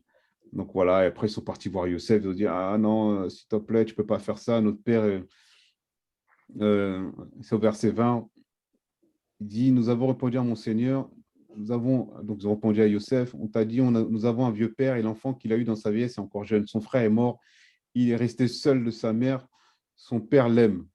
En gros, ne fais pas ça. Et voilà, ils vont implorer sa pitié. Et à la fin, maintenant, comment voilà.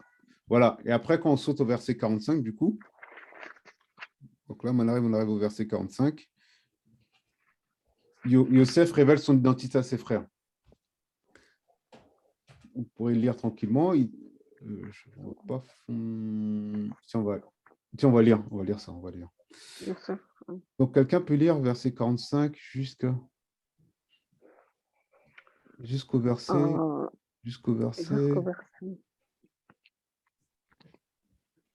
Jusqu'au verset 9. Je lis au nom du Seigneur. Alors Joseph, ne pouvant plus se contenir devant ceux qui se tenaient près de lui, cria, « Sortez, tout loin de moi, tout homme loin de moi. » Et pas un homme ne se tenait près de lui quand Joseph se fit connaître à ses frères. Il éleva sa voix en pleurant, et les Égyptiens l'entendirent, et la maison de Pharaon l'entendit. Et Joseph dit à ses frères, « Je suis Joseph, mon père vit-il encore? » Mais ses frères ne pouvaient plus répondre, car ils étaient terrifiés en face de lui. Joseph dit encore à ses frères, « S'il vous plaît, approchez-vous de moi. » Ils s'approchèrent et il dit, « Je suis Joseph, votre frère, que vous avez vendu pour être mené en Égypte. Mais maintenant, ne vous affligez pas, que cela ne brûle pas vos yeux de m'avoir vendu ici, car Elohim m'a envoyé devant vous pour la préservation de la vie. Car voici, il y a déjà 2 ans que la famine était sur la terre. Il y a encore 5 ans pendant lesquels il n'y aura ni labeur ni moisson. Mais Elohim m'a envoyé devant vous pour vous assurer un reste de la terre et vous faire vivre par une grande délivrance. Maintenant, ce n'est pas vous qui m'avez envoyé ici, mais l'Elohim. Il m'a établi père de Pharaon, seigneur sur toute sa maison et gouverneur de toute l'Égypte, de toute terre d'Égypte. Je continue? Pardon, j'avais coupé mon micro, pardon. Non, j'avais coupé le micro. Je continue. Je ne sais plus ce que je t'avais dit jusqu'à combien, je ne sais plus, mais c'est bon. Non, c'est bon. Du coup, voilà. On apprend quoi?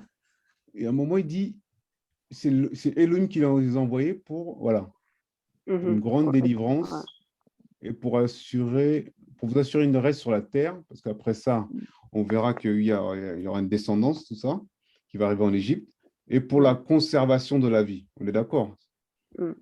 Pour la préservation de la vie, voilà. Au verset 5. On va donner la conclusion, on verra qu'il y a beaucoup de choses à dire, et après, donc on ne va pas tout lire.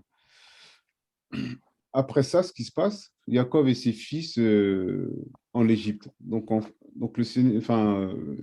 Yosef, tout le monde est au courant que, voilà, que ce sont les frères de Yosef. Et le pharaon permet que toute la famille de Jacob atterrisse en Égypte. Donc là, on voit la généalogie, on voit tous les noms des personnes. Et là, voilà, donc on ne va pas forcément lire. Et une autre chose que je voulais, on descend. Et là, à un moment, c'est lui-même, vous lirez à la maison, c'est lui-même, on voit que c'est Yosef qui va s'agenouiller qui va se prosterner devant son père, prendre dans ses bras de mémoire. Mais on ne voit pas Yaakov se prosterner devant Yosef, comme j'avais dit tout à l'heure. Verset 47, chapitre 47, la famille de Jacob honorant en Égypte. Pardon, excusez-moi. Voilà, ils vont en Égypte, on va sauter. Et voilà, et après, il se passe pas mal de choses au le chapitre 47, là. Verset. Voilà, regardez ce qu'il leur dit là. Maintenant, ça, c'est le peuple égyptien là qui dit. Qu'est-ce qu'ils vont dire? Et ils dirent, tu nous sauves la vie. Donc ça, c'est les Égyptiens qui disent ça. Que nous trouvons grâce aux yeux de mon Seigneur et nous serons esclaves de Pharaon. Et voilà, on continue et on va s'arrêter là et on va parler après rapidement du chapitre 48 à 49. Mais maintenant, on a assez d'informations pour vous expliquer la conclusion de tout ça. J'espère que vous avez pris des notes. Regardez bien. On va remonter maintenant. Maintenant qu'on a tout lu, est-ce que quelqu'un peut ressortir de quelque chose de tout ça? Si vous ne pouvez pas, il n'y a pas de problème. Est-ce que quelqu'un il a compris quelque chose qu'il n'avait pas forcément vu avant en lisant tout ça, avant dans ses méditations, et là, le Seigneur l'a peut-être éclairé, ou est-ce que quelqu'un voit quelque chose en particulier? Enfin, moi, je crois que Yosef il n'a pas été vendu avant. Je pense que c'est un plan du Seigneur. Je me dis, c'est un plan du Seigneur. Peut-être Oui, c'est sûr. que c'était prévu que Joseph allait être ostracisé comme ça dans son groupe et pouvoir être quelqu'un quelque part. En fait, je pense que c'est un plan du Seigneur qui était prévu. Parce que c'est pas pour rien qu'il est arrivé en Égypte et qu'il y a eu la famine de l'autre côté de son papa et que enfin, c'est ce que je ressens en fait. Quelqu'un d'autre? Je pense que c'est un plan du Seigneur Pardon, pour moi. excuse-moi. Quelqu'un d'autre? Je vois plus comme un sacrifice en fait, que j'avais pas vu avant. Surtout par rapport au fait que la tunique, en fait, quand j'ai relu avec vous, le fait que la tunique soit mis dans un bouc, enfin dans le sang du bouc, tu vois, ça me faisait rappeler Hébreu 9 en fait. Et ça, j'avais pas vu ça comme ça. Et que c'était vraiment le sacrifice pour sauver sa famille. C'est dans Hébreu 9 qu'il dit un truc comme Ouais. le sacrifice des boucs. Ouais, c'est ça. Je sais pas. Si tu arrives à le trouver, tu peux le donner par les sacrifices des boucs, tout ça. Mais je trouve-le rapidement et après, je vais donner la conclusion de tout ça. Là. Sauf si quelqu'un voulait parler, mais toi, Ludovic, on avait déjà parlé de ça, donc je ne veux même pas que tu répondes. Si tu n'as pas trouvé, trouve-le tout à l'heure, comme ça, on va essayer de conclure. Bah, vas-y, tu peux conclure. Ok, regardez. Regardez bien. On dit, pour ceux qui ont pris des notes, bon, déjà, une première information, pour ceux qui ne savaient pas, si on regarde la définition du mot Rachel, ça veut dire agnelle ou brebis.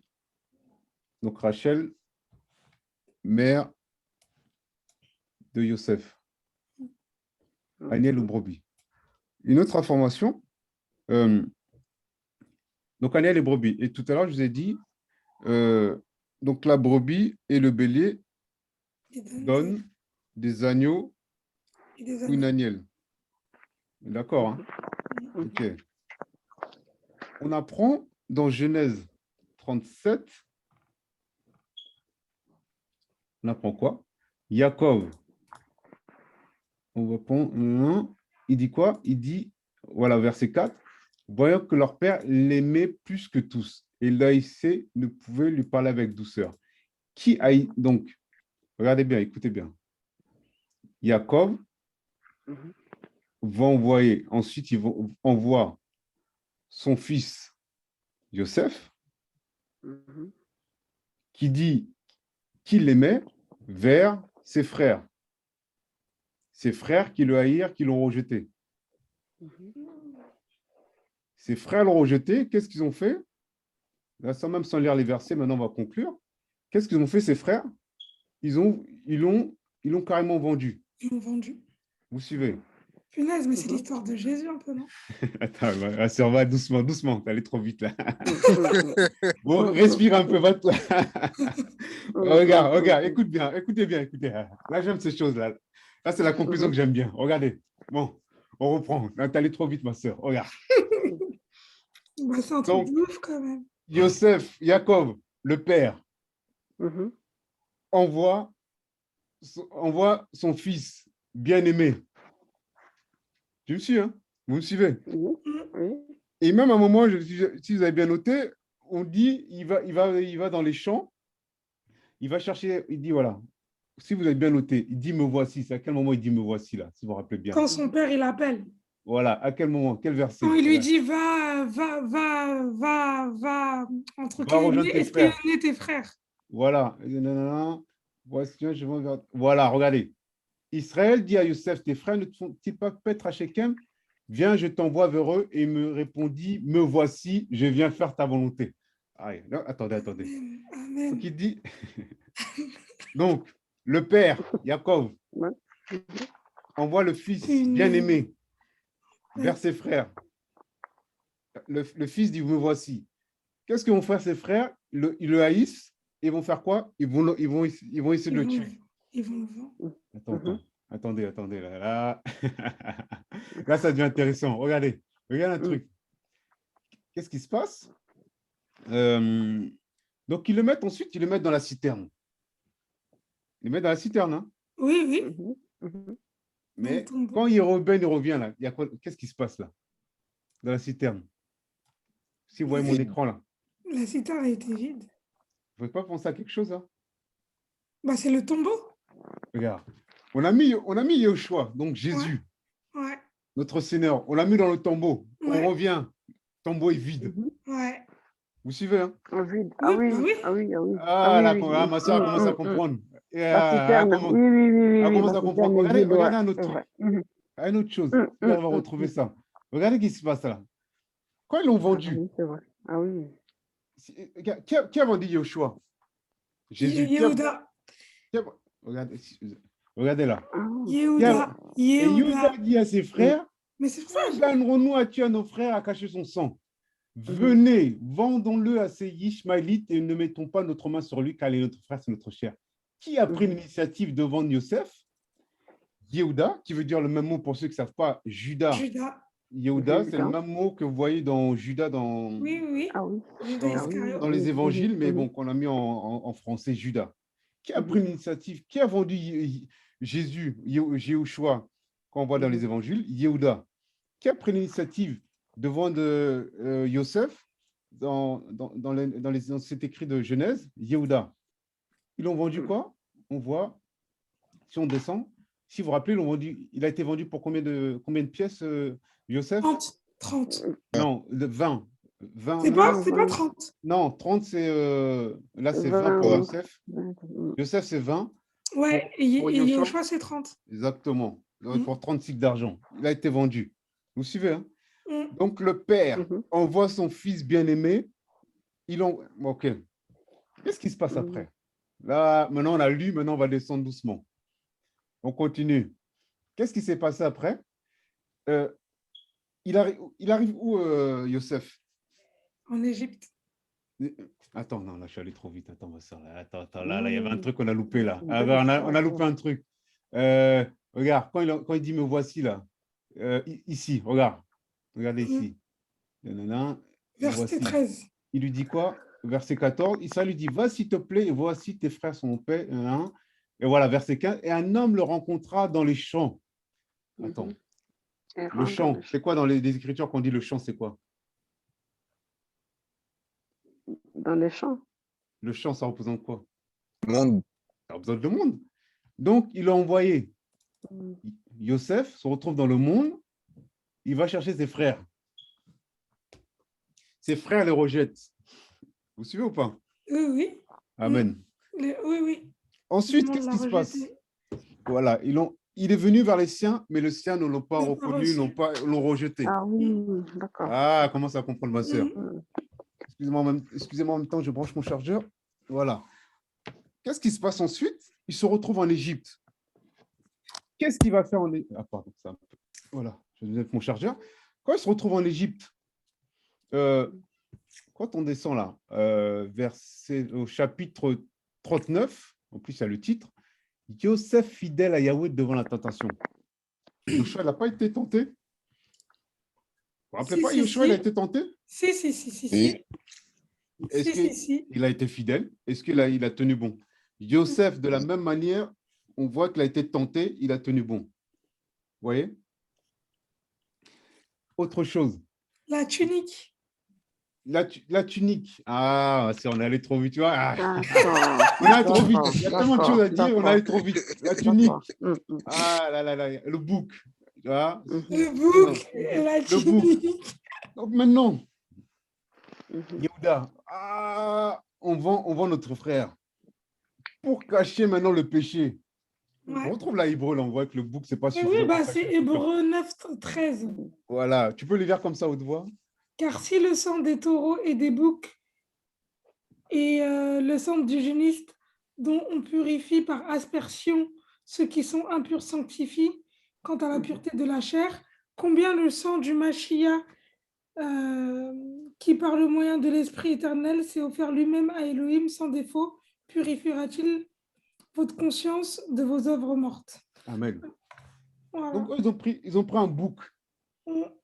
Donc, là, ce que je veux dire, ce n'est pas écrit. Mais vous voyez l'idée. Tu prends un bouc, effacer maintenant leur péché, effacer leur transgression. On va prendre un bouc, on prend le vêtement, on va le tremper dans le sang. Ouais. Mais ce n'est pas suffisant. Alléluia. Il faut le sang de l'agneau. Amen. Il faut le sang de l'agneau pour pouvoir purifier les péchés. Si vous avez suivi, j'ai dit quoi? Rachel. Tout à l'heure, j'ai dit Rachel, ça veut dire quoi? Agnel. Brebis. Agnel, brebis. OK. Je vous ai dit quoi tout à l'heure? Brebis et bélier, ils font quoi? Un agneau. Agneau. Ouais. Rachel, donc, donne naissance à Yosef. L'agneau. Vous voyez l'agneau? Donc, Amen. Rachel, Agnel ou brebis, elle va donner naissance à quoi ou à qui? Un agneau. À l'agneau. Vous suivez? Yosef. Oui. Yosef. Donc voilà, c'est qui vient délivrer son peuple. Le titre du message, c'est Yosef, le type de Mashiach, le type de Christ. Amen. Vous n'allez pas donner le titre, sinon vous allez... D'accord. Je vais pas vous donner le titre tout de suite. Donc Yosef, le type de Mashiach, c'est le type de Christ. Ouais, mais c'est terrible. Jamais Rachel, Agnel, brebis, elle va donner naissance à quoi? Un agneau. L'agneau, Yosef qui représente l'agneau, qui est un type de Mashiach. Donc Yeshua, le Christ, Mashiach qui veut dire Christ, l'agneau d'Elohim. Vous voyez? Sans péché, sans... Voilà. Qu'est-ce qui va se passer ensuite? Quand on continue dans l'histoire, il se retrouve en Égypte. L'Égypte aussi, par rapport aux Écritures, qu'est-ce que ça représente, quoi, l'Égypte? Parce qu'après, on voit que... Pardon? J'ai dit que ça représente aussi le monde. Le monde, OK. Si vous avez bien suivi tout à l'heure, ça, j'ai dit de prendre les notes. Attendez, j'avais noté quelque part, là. À un moment, on va dire quoi? Voilà. Quand on a lu dans Genèse 45, qu'est-ce qu'il va dire au début, Yosef? Il va dire, Elohim m'a envoyé devant vous pour la conservation de votre vie. Plus tard, je vous ai fait lire ce qu'ont dit les Égyptiens. Ils disent, il nous a sauvé la vie. Donc, Yosef, introduit dans le monde. On est d'accord, hein, vous suivez? Hein? L'Égypte, introduit dans le monde. Il vient sauver. Il vient sauver qui? Les païens. Il vient sauver le monde. Le monde. C'est d'accord, hein? Oui. Eux-mêmes, ils disent, il est venu nous sauver. Et eux, ils disent, Yosef dira de lui-même de ses frères, de la conservation de votre vie. Mais plus tard, la conservation de votre vie, pourquoi? Pour que toutes les prophéties s'accomplissent et qu'ils puissent traverser le Jourdain, etc. tu vois, pour que tout, qui est l'histoire de Moïse, tout ça, ben, tout, voilà, les prophéties s'accomplissent parce qu'il fallait il faut que la prophétie par rapport à Abraham, regarde le ciel de la terre, le ciel, voilà, c'est la prophétie, c'est le ciel, voilà, comment dire, il y a le terrestre, voilà, le peuple hébreu, il fallait le ciel, il fallait nous, les enfants d'Élohim que nous sommes, les nations que nous Amen. sommes. Tu vois. Et là, quand il a vu se prosterner, là, Yosef, physiquement, ils se sont prosternés. Mais spirituellement, il fallait se prosterner devant le roi des rois. C'est ça. Ils vont... Et en fait, et Rachel qui se prosternait, ça représente quoi, l'Église? Ça représente qui? Rachel, en fait, tu mets Rachel et Rachel, Yaakov et toutes les tribus, les 11 tribus qui restaient, tu mets que ça représente plutôt, tout ça, ça représente Israël. Israël. Ça représente Israël. Et Rachel, et si vous prenez le temps de regarder la vidéo que j'ai expliquée, vous allez voir même un moment, regardez, pour vous dire qu'on parle de Rachel, Genèse 44, verset 34. Regardez parce que là, ils vont dire c'est Léa, donc regardez bien. Ah, attendez. 34, 44, pardon. Qu'est-ce qu'il dit? Non. Car comment montrerai-je vers mon Père si le Seigneur n'est pas avec moi? C'est cela? Verset 34, non? C'est pas ça. Attends. Ah non, c'était 27. Ah, voilà, regardez.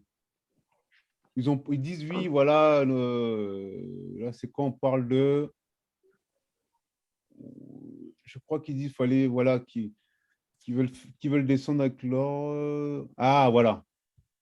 Là, ils vont voir leur père. Il dit, voilà, il faut qu'on remonte en Égypte, tout ça. Si je ne confonds pas les histoires. Il dit quoi? Yaakov, ton serviteur, mon père nous a dit... Ah non, là, il raconte l'histoire à Yosef. Ton serviteur, mon père nous a dit, vous savez que ma femme a enfanté deux fils. Ma femme, on n'a pas dit ma concubine. Ma femme, qui? Rachel. Yosef, Benjamin m'a enfanté deux fils. Donc, ce qu'il dit, c'est Léa, la femme officielle, même si, parce que selon la coutume, voilà, fallait Léa, c'est ça, c'est la coutume. Mais selon le Seigneur, fallait que ce soit, voilà, ce soit Rachel, la femme, vous voyez? Et maintenant, Yosef rentre dans le monde, il va sauver le monde. On est d'accord, hein? Amen. Ok. Donc, l'agneau. Donc, voilà. Là, c'est quoi? Donc, on voit Yosef, un type de Mashiach. Donc, le type de Christ. Et donc, voilà. On voit aussi l'autorité. Parce qu'à chaque fois qu'il est arrivé quelque part, on voyait qu'il y avait l'autorité. On dit, voilà. Donc Yosef, il y avait l'autorité qui l'accompagnait. Autre chose. Parce que tout à l'heure, tu as parlé de fils que Helmut t'a dit que Pharaon prenait Yosef comme son fils. Voilà. Et après, plus tard, donc Genèse 45, je crois que Yosef dira, oui, qu'il est comme un père pour Pharaon. Oui. Voilà. Il dira que c'est comme un père pour Pharaon. En fait, il y en a d'autres qui vont dire, voilà, au verset 8. Maintenant, ce n'est pas vous qui m'avez envoyé ici. Voilà. Elohim m'a envoyé. Elohim envoie Yehoshua. Il m'a établi père de Pharaon, seigneur sur toute sa maison et gouverneur sur toute la terre d'Égypte. Ce que j'ai pu lire, d'autres vont dire, aussi, ça, c'est ce que je dis, c'est ce que j'ai pu lire, que ça représente le royaume dans le sens où, voilà, il y avait, on voit la paternité de Yosef et on voit qu'à la fin, qu'est-ce qui va se passer? C'est que le peuple hébreu, si vous avez bien suivi, ils vont se retrouver où?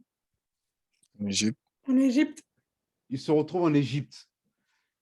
Et voilà, donc on a d'autres qui ont l'interprétation de dire, voilà, c'est comme si c'était le royaume et tout le monde retourne dans le royaume.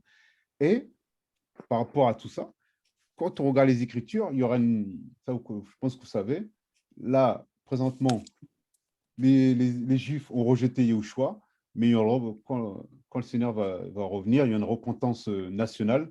ils vont tous, voilà, toutes les prophéties le disent, qu'ils vont se retourner vers celui qu'ils ont percé. Et là, en fait, ils retournent maintenant, il y a une repentance par rapport à Yosef. Ses frères vont se prosterner, et quelque part dans Genèse 50, on n'est pas allé jusque-là, le père, Jacob va décéder, et ils vont dire, ah, mais qu'est-ce qu'on va faire? En plus, notre père est décédé, on en est persuadé que Yosef, en gros, il va nous mettre à mort, en gros, pour paraphraser, et Yosef va les pardonner. Et eux, en gros, il y a le pardon, il y a la miséricorde. Donc, vous voyez? Donc, en fait, là, si vous voulez mettre un titre dans le message, c'est Yosef, le type de Mashiach. Vous voyez? En plus, quand tu regardes, Yosef, il a commencé à parcourir l'Égypte à partir de 30 ans. Voilà, comme tu avais souligné ça tout à l'heure. À 30 ans, à partir de 30 ans, il a commencé, Yoshua a commencé son ministère à quel âge? À 30 ans. 33. Et il finit à 33 ans. Et là, en fait, on peut dire, franchement, on peut dire plein de choses. Regardez ce qu'on a oublié. Regardez. Aïe, aïe, aïe. Et en fait, pour ne pas oublier, je vous avoue que j'ai dû, pour être sûr de tout dire, j'ai mis quelques notes sur le papier pour être sûr de ne pas louper des informations parce qu'il y a tellement de choses. Regardez ce qui se passe dans Genèse 41. Vous vous rappelez, je vous ai dit, Yosef épouse une Égyptienne. Vous vous rappelez, hein? Oui. Il a eu ensuite 2 enfants, Manassé et Ephraïm. Ephraïm, regardez, après donc Genèse 50, Yaakov décède, tout ça, et après aussi il y a Yosef qui meurt. Après, on va lire aussi quelques passages pour conclure. Après ça, on arrive dans Exode, tout ça, après l'histoire de Moïse. Et après Moïse, qu'est-ce qui se passe? Qui prend la relève, entre guillemets, après Moïse? Joshua. Vous savez, Joshua en français, qui a donné quoi? Josué. Pour votre information, Josué, il est de la tribu d'Éphraïm. Vous suivez, hein? Donc, tous ceux qui étaient dans le désert, là, si vous vous rappelez bien, ils sont tous morts, sauf qui? Tous ceux qui ont traversé la mer Rouge, tout ça, qui ont été dans le désert. Après, il y en a d'autres qui sont nés dans le désert, mais on va dire de la première génération, il y avait qui? Josué et qui? Caleb. Est-ce que vous suivez? C'est bon ou pas pour vous? Ouais. Caleb qui veut dire chien. Chien, Caleb, suivez bien. Caleb veut dire chien. Josué, Yoshua. Yoshua, qui a donné en français Jésus dans les évangiles. Yoshua, donc Jésus ou Josué, va faire traverser le Jourdain pour aller dans la terre promise. Terre promise. Après, on a l'évangile de prospérité, ils vont dire les terres promises. Ben non, maintenant, présentement sur terre, il faut vivre, faut être plein aux as, tout ça. Non, la terre promise, là, c'est le ciel. Là, ça représente le ciel. Joshua nous fait rentrer maintenant au ciel. Yoshua, Jésus. Josué et Yoshua les fait rentrer dans la terre promise. Ils rentrent avec eux. Les deux qui sont restés de la première génération, Yoshua, donc Josué et Caleb. Caleb qui veut dire chien. Josué, de la tribu d'Éphraïm. Donc, on comprend déjà, juste par Caleb, on comprend que les nations sont rentrées dans la terre promise. Donc, on comprend que, chrétiens que nous sommes, on rentre aussi au ciel avec Jésus, avec Yoshua. Est-ce que vous suivez? Que Caleb veut dire chien. Donc, chien, un animal impur. C'est comme des animaux impurs. On rentre au ciel. Amen. Amen, amen. Donc là, est-ce que maintenant vous tiltez pour Josué? Pourquoi je dis que c'est la tribu d'Éphraïm? Est-ce que vous voyez quelque chose? Personne n'a tilté quelque chose? Josué, c'est le... Ephraïm, c'est l'enfant de Joseph. Ephraïm, donc Josué de la tribu d'Éphraïm. Ephraïm, enfant de Joseph par Anat, fils du prêtre d'On. Anat, égyptienne. Vous suivez la généalogie? Ephraïm, je vous avais dit tout à l'heure, métis blanc ou métis noir. Donc, Ephraïm, là, moitié égyptien, moitié hébreu. Ephraïm, moitié égyptien, Manassé, donc il y avait Manassé et Ephraïm. Ephraïm, moitié égyptien et moitié hébreu. Yoshua, donc Josué, la tribu d'Ephraïm, donc il a du sang hébreu et égyptien, Josué. Égyptien. Africain. Oui. On minimise l'Afrique. africains, hébreux. Déjà, ils sont tous, la plupart, sont nés en Égypte. Hébreux. On comprend aussi que les nations sont rentrées dans la terre promise. D'accord. Les nations sont rentrées. Yahushua nous a fait rentrer, nous fait rentrer au ciel. Donc les nations rentrent aussi avec Yahushua. Vous voyez? Ça, vous ne savez pas ça. Non. Ephraïm était famille d'Ephraïm. Et on continue. On continue. Regardez maintenant ce qui se passe. Une chose que j'avais loupé. Non, une chose qu'on a peut-être loupé. Regardez. Au verset. Au verset. Oui, voilà, regardez. Rappel. Regardez bien la généalogie. Hein. Réuben, premier. Simon, deuxième. Lévi, troisième. On est d'accord, hein? Qui est le fils premier-né? Ruben. Ruben. Et après, une petite précision dans la Bible, quand on dit premier-né, ça ne va pas forcément dire premier créé. Parce que là, ils vont dire, regardez, Yahushua, comme c'est le premier-né, donc c'est le premier créé, donc il a été créé ou je ne sais quoi. Non, premier-né. Mais là, en l'occurrence, premier-né et premier créé, c'est Réuben. Regardez maintenant ce qui se passe. Genèse 49, je crois. On va descendre. On va lire d'abord 48. Je vais lire. On ne va pas tout lire. Regardez quelque chose d'important. Le verset 48 de Genèse, de Bereshit 48.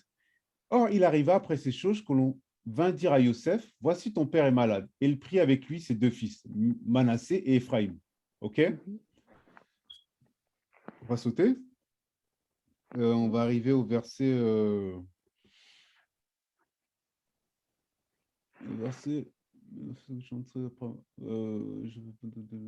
non, on peut lire, je vais lire.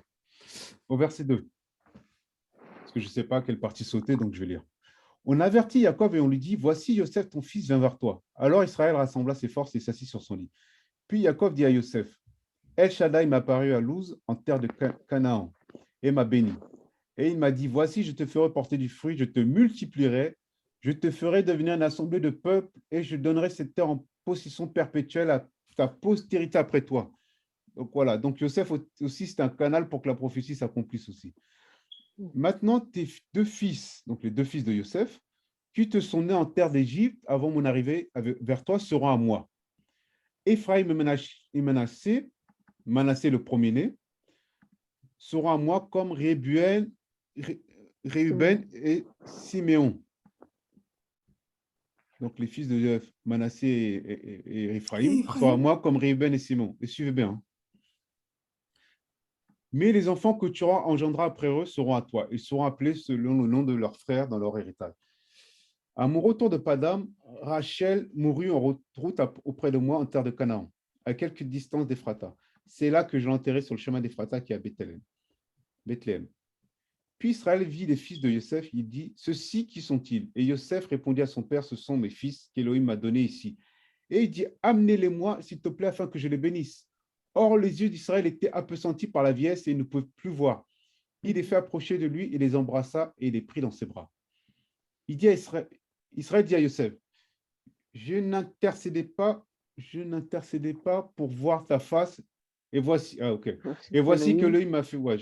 En gros, je prie pour voir ta face. Et voici que l'œil m'a fait voir même ta postérité. Ouais, postérité. Et Yosef les retira de ses genoux et se prosterna le visage contre terre. Puis Yosef les prit tous les deux, Ephraïm de sa main droite à la gauche d'Israël et Ménaché de sa main gauche à la droite d'Israël. Et il les fait approcher de lui. Suivez bien ce qui va se passer, parce que ça va être important pour la compréhension. Israël étendit sa main droite et la posa sur la tête d'Ephraïm, qui était le plus jeune. D'accord, hein? Ephraïm le plus jeune, Manassé le plus grand. Il posa sa main gauche sur la tête de Manassé. Il croisa ses mains, car Manassé était le premier-né. Il bénit Yosef et dit, que l'Élohim en face de qui ont marché mes pères, Abraham, Isaac, que l'Élohim qui a été mon berger depuis que j'existe jusqu'à ce jour, que l'ange qui m'a racheté de tout mal bénisse ces garçons, qu'ils soient appelés de mon nom. Donc, en gros, il dit que ces enfants-là, ils soient appelés de son nom, du nom de Jacob. En gros, ils vont appartenir à Jacob, pas à Youssef. Du nom de mes pères, Abraham et Isaac, et qu'ils se multiplient en abondance comme les poissons au milieu de la terre. Regardez maintenant ce qui va se passer. Yosef vit que son père avait posé sa main droite sur la tête d'Éphraïm, et cela fut mauvais à ses yeux. Il saisit la main de son père pour la détourner de la tête d'Éphraïm vers la tête de Manassé, parce que c'est Manassé le premier-né. Et Yosef dit à son père, ce n'est pas juste mon père, car celui-ci est l'aîné. Mets ta main droite sur sa tête. Mais son père le refusa en disant, je le sais, mon fils, je le sais. Lui aussi deviendra un peuple, lui aussi sera grand. Toutefois, son frère qui est plus jeune sera plus grand que lui, sa postérité deviendra une multitude de nations. Il est béni ce jour-là et dit, c'est par toi qu'Israël bénira en disant, qu'Élohim te traite comme Éphraïm et comme Ménaché. Il mit Éphraïm devant Ménaché. Puis Israël dit à Yosef, voici, je vais mourir, mais Élohim sera avec vous et fera retourner vers la terre de vos pères. Je te donne une épouse de plus qu'à tes frères. Donc, il dit qu'il donne une épaule de plus à Yosef qu'à ses frères. Pourtant, Yosef, 11e, enfin, il y a Dina, mais 11e des fils. Vous suivez, hein? Oui. Celle que je l'ai prise de la main de l'Amoréen avec mon épée et mon arc. On arrive au verset 49. Je vais lire. On va juste lire. En fait, il va faire une prophétie. Donc, Jacob, il va appeler tous ses fils. Il va faire une prophétie pour chacun de ses fils. On va pas lire toutes les prophéties. On va lire seulement on va lire seulement cela. Réuben, Siméon, Lévi, Yehuda et Joseph et Benjamin. Ouais, on va lire que cela. On va voir. Regardez ce qui se passe. Là, suivez bien. Jacob appela ses fils et leur dit, rassemblez-vous et je vous annoncerai ce qui arrivera dans les derniers jours. Rassemblez-vous et écoutez, fils de Jacob. Écoutez Israël, votre père. Réuben, tu es mon premier-né, ma force, le premier de ma vigueur, l'excellence et en dignité, en l'excellence en force. Impétueux comme les autres, tu n'auras pas la prééminence. Pourquoi? Car tu es monté sur la couche de ton père et tu as souillé mon lit en y montant. Est-ce que vous vous rappelez l'histoire tout à l'heure qu'on a lue là? Oui. Voilà, quand il a pris Bila. Donc, Réuben, pas la prééminence. Promené, hein, physiquement promené, mais pas la prééminence. Et votre avis, Shimon et Lévi, pareil, ils n'auront pas la prééminence. Pourquoi, si vous vous rappelez des histoires qu'on vient de lire? Parce qu'ils ont assassiné les gens qui ont violé leur soeur. Ouais. Exactement. Regardez, Simon et Lévi, Siméon ou Shimon et Lévi, son frère, leurs glaives sont des instruments de violence. Que mon âme n'entre pas dans leurs conseils secrets, que ma gloire ne s'unisse pas à leur assemblée, car dans leur colère, ils ont tué des hommes et pour leur plaisir, ils ont enlevé des bœufs. Maudite soit leur colère, car elle a été violente, leur fureur, car elle a été cruelle. Je les diviserai dans Jacob et je les disperserai dans Israël. Donc là, récap, Réuben, pas la prééminence. Simon et Lévi, rejetés de la prééminence. Maintenant, pour Yehuda, donc pour Judas, qu'est-ce qu'il va dire, verset 8? Yehuda, quant à toi, tes frères te loueront. Aussi, Yehuda, de mémoire, ça veut dire la louange, hein, pour les lecteurs de la Bible. Ta main sera sur la nuque de tes ennemis. Les fils de ton père se prosterneront devant toi. Yehuda est un jeune lion, tu es monté auprès de la proie, mon fils. Il s'est agenouillé, il s'est couché comme un lion, comme une lionne. Qui le fera lever? Le sceptre ne s'éloignera pas de Yehuda, ni le bâton de législateur d'entre ses pieds, jusqu'à ce que le Shiloh vienne et ce que les peuples n'y l'obéissent. Il attache à la vigne son ânon et à la vigne de choix le petit de son ânesse. Il lavera ses habits dans le vin et son vêtement dans le sang. Il a les yeux brillants de vin et les dents blanches de lait. Donc après, voilà, par rapport à la prophétie de Yehuda, on apprend aussi que, voilà, enfin, on sait que Yehoshua, donc Jésus est le lion de la tribu de Yehuda. Donc Yehuda, lui, on dit que voilà, effectivement, lui, il a l'autorité sur ses frères. Vous suivez, hein? Donc lui, c'est le 4e. Maintenant, je saute.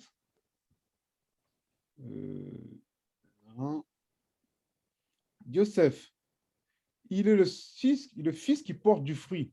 Le fils qui porte du fruit par de la source, pardon. Les filles enjambent le mur. Ils le rendent amer et lui tirent dessus. Ils le haïssent de mettre des flèches. Mais son arc reste ferme, ses bras et ses mains sont rendus agiles par les mains du puissant de Jacob. De là est le berger, la pierre d'Israël. Donc, vous voyez, on parle même là du berger, on va parler même du fruit, de la vigne, tout ça. On va parler du fruit plutôt. Et verset 25, par le aile de ton père qui t'aidera avec Shaddai, qui te bénira des bénédictions des cieux en haut, des bénédictions de l'abîme qui repose en bas, des bénédictions des mamelles du sein maternel. Les bénédictions de ton père sont plus fortes que les bénédictions de ceux qui m'ont engendré jusqu'à la cime des antiques collines. Elles seront sur la tête de Yosef et sur la tête du sommet du Nazaréen d'entre ses frères. Donc, en gros, il dit qu'il il a mis à part Yosef. Et maintenant, ce qui nous intéresse, verset 27, Benjamin est un loup qui déchirera le matin, il dévorera la proie et sur le soir, il partagera le butin. Ce sont là tous ceux qui forment les 12 tribus d'Israël. Et c'est là que leur père leur dit en bénissant, il bénit chacun d'eux selon la bénédiction qui leur est propre. Et bon, il y a autre chose que je voulais montrer. Mais en gros, il dit quoi?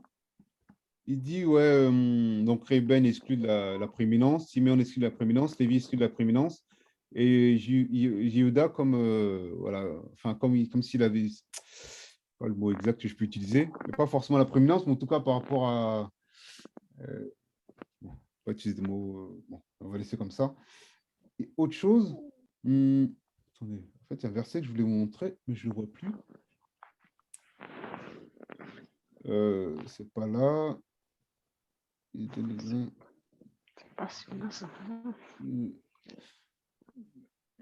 Si j'arrive à le retrouver. Donc voilà.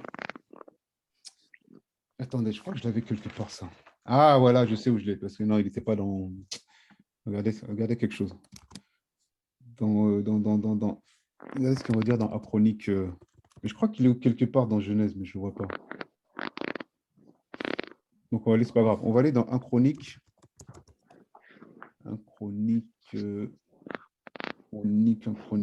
5.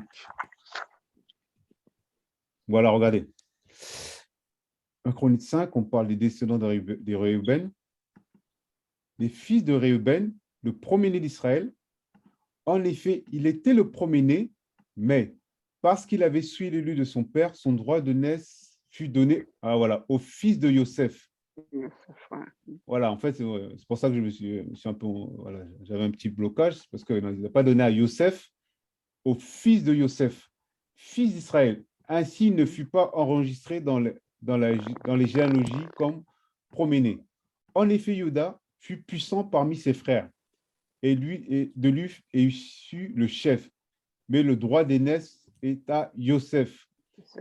Les fils de Ruben premier-né d'Israël furent, etc., etc. Donc voilà, c'est là la confirmation. Ruben premier-né, mais qui a la prééminence? C'est les fils, Yosef, en tout cas à travers ses fils. Est-ce que ça vous fait pas penser à quelque chose, tout ce qu'on vient de dire, là? À quelqu'un plutôt?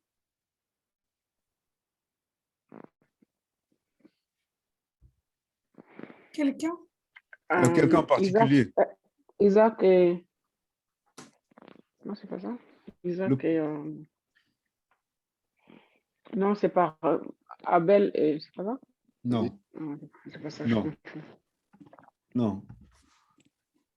Regardez. Jésus Yahushua, il a appelé, on dit qu'il est quoi par rapport, il est le premier-né, non? Le fils premier-né? Oui. Le fils premier-né, il est d'accord ou pas? Oui. Yosef, premier-né. Le premier-né. Il a la prééminence. Il a la prééminence. D'accord. Okay. La prééminence. Yoshua, Jésus, premier-né. Yosef, la prééminence à travers ses fils. Après, Yosef va mourir. Et quand on voit, plus loin dans les écrits, on parle toujours de la demi-tribu d'Éphraïm et la Ménaché, demi-tribu de Manaché. On dit que voilà, parce que finalement, ça fait comme s'il y avait plus de 12 tribus, mais eux sont comptés comme demi-tribus pour faire les 12 tribus après, quand on continue par la suite, parce que Yosef, après on voit que Yosef décède, et voilà, c'est eux ils sont considérés comme les premiers-nés. Parce que Jacob, comme on a lu tout à l'heure, il les a dit, bon, moi, tous ces deux-là, ils m'appartiennent. Donc le premier-né, Yehoshua et Jésus, premier-né, Yosef. Pourtant, pas le premier-né, pourtant pas le premier créé de Jacob, mais considéré comme le premier-né. D'accord. Et de là, on va me dire que Rachel, elle n'est pas considérée comme la femme légitime. C'est pas pour rien. Oui, d'accord. Donc, du coup, là, ils disent bien que c'est les fils donc c'est-à-dire Ephraïm et Ménassé. Exactement. Qui ont eu la prééminence. Ok. Enfin, voilà, il les a mis à part comme les premiers-nés. Mais Judas, Yehuda, lui, on voit que, on est toujours là, fut puissant. Lui, c'est comme, j'arrive pas à trouver un terme, mais lui, c'est plutôt la prééminence par rapport, enfin, comme un chef, quoi. Oui.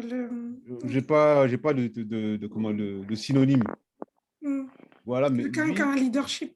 Voilà, c'est le chef, mais Joseph, enfin, à travers les enfants de Joseph, la prééminence, donc considéré comme le premier-né. Lui, Ruben, perdu son droit d'aînesse parce qu'il a couché avec Bila. Voilà. Simon et Lévi, perdu leur droit d'aînesse parce qu'ils ont tué pour Dina. Yehuda, lui, c'est l'autorité, en fait. L'autorité, voilà, le chef, quoi. Voilà, le chef, l'autorité. Mais maintenant, le premier-né, c'est les enfants de Yosef. Yosef à travers ses enfants. Vous voyez ou pas? Oui. Okay. Tout ça pour dire quoi? Yosef, un type de Mashiach. Amen. Amen. Voilà la vie de Yosef, tu vois le Mashiach. Amen. Rien ne fait au hasard. Vous voyez ou pas? Vous voyez un peu? C'est pour ça que c'est dans Genèse, en fait. C'est pour ça que ça commence dans la Genèse, c'est ça. Honnêtement, quand tu lis Genèse, il y a tout. Tu prends Genèse, quand tu lis Genèse, il y a toute la Bible. Tout est dans Genèse. Même les premiers versets de Genèse, premier chapitre, il y a tout. C'est un résumé de tout ce qui se passe après dans la Bible, Genèse. Et voilà. Après, il fallait le sacrifice. Eux ont préféré sacrifier le bouc, mais il fallait le sacrifice ultime. Il faut l'agneau. Faut l'agneau. L'agneau immolé. Le sacrifice parfait.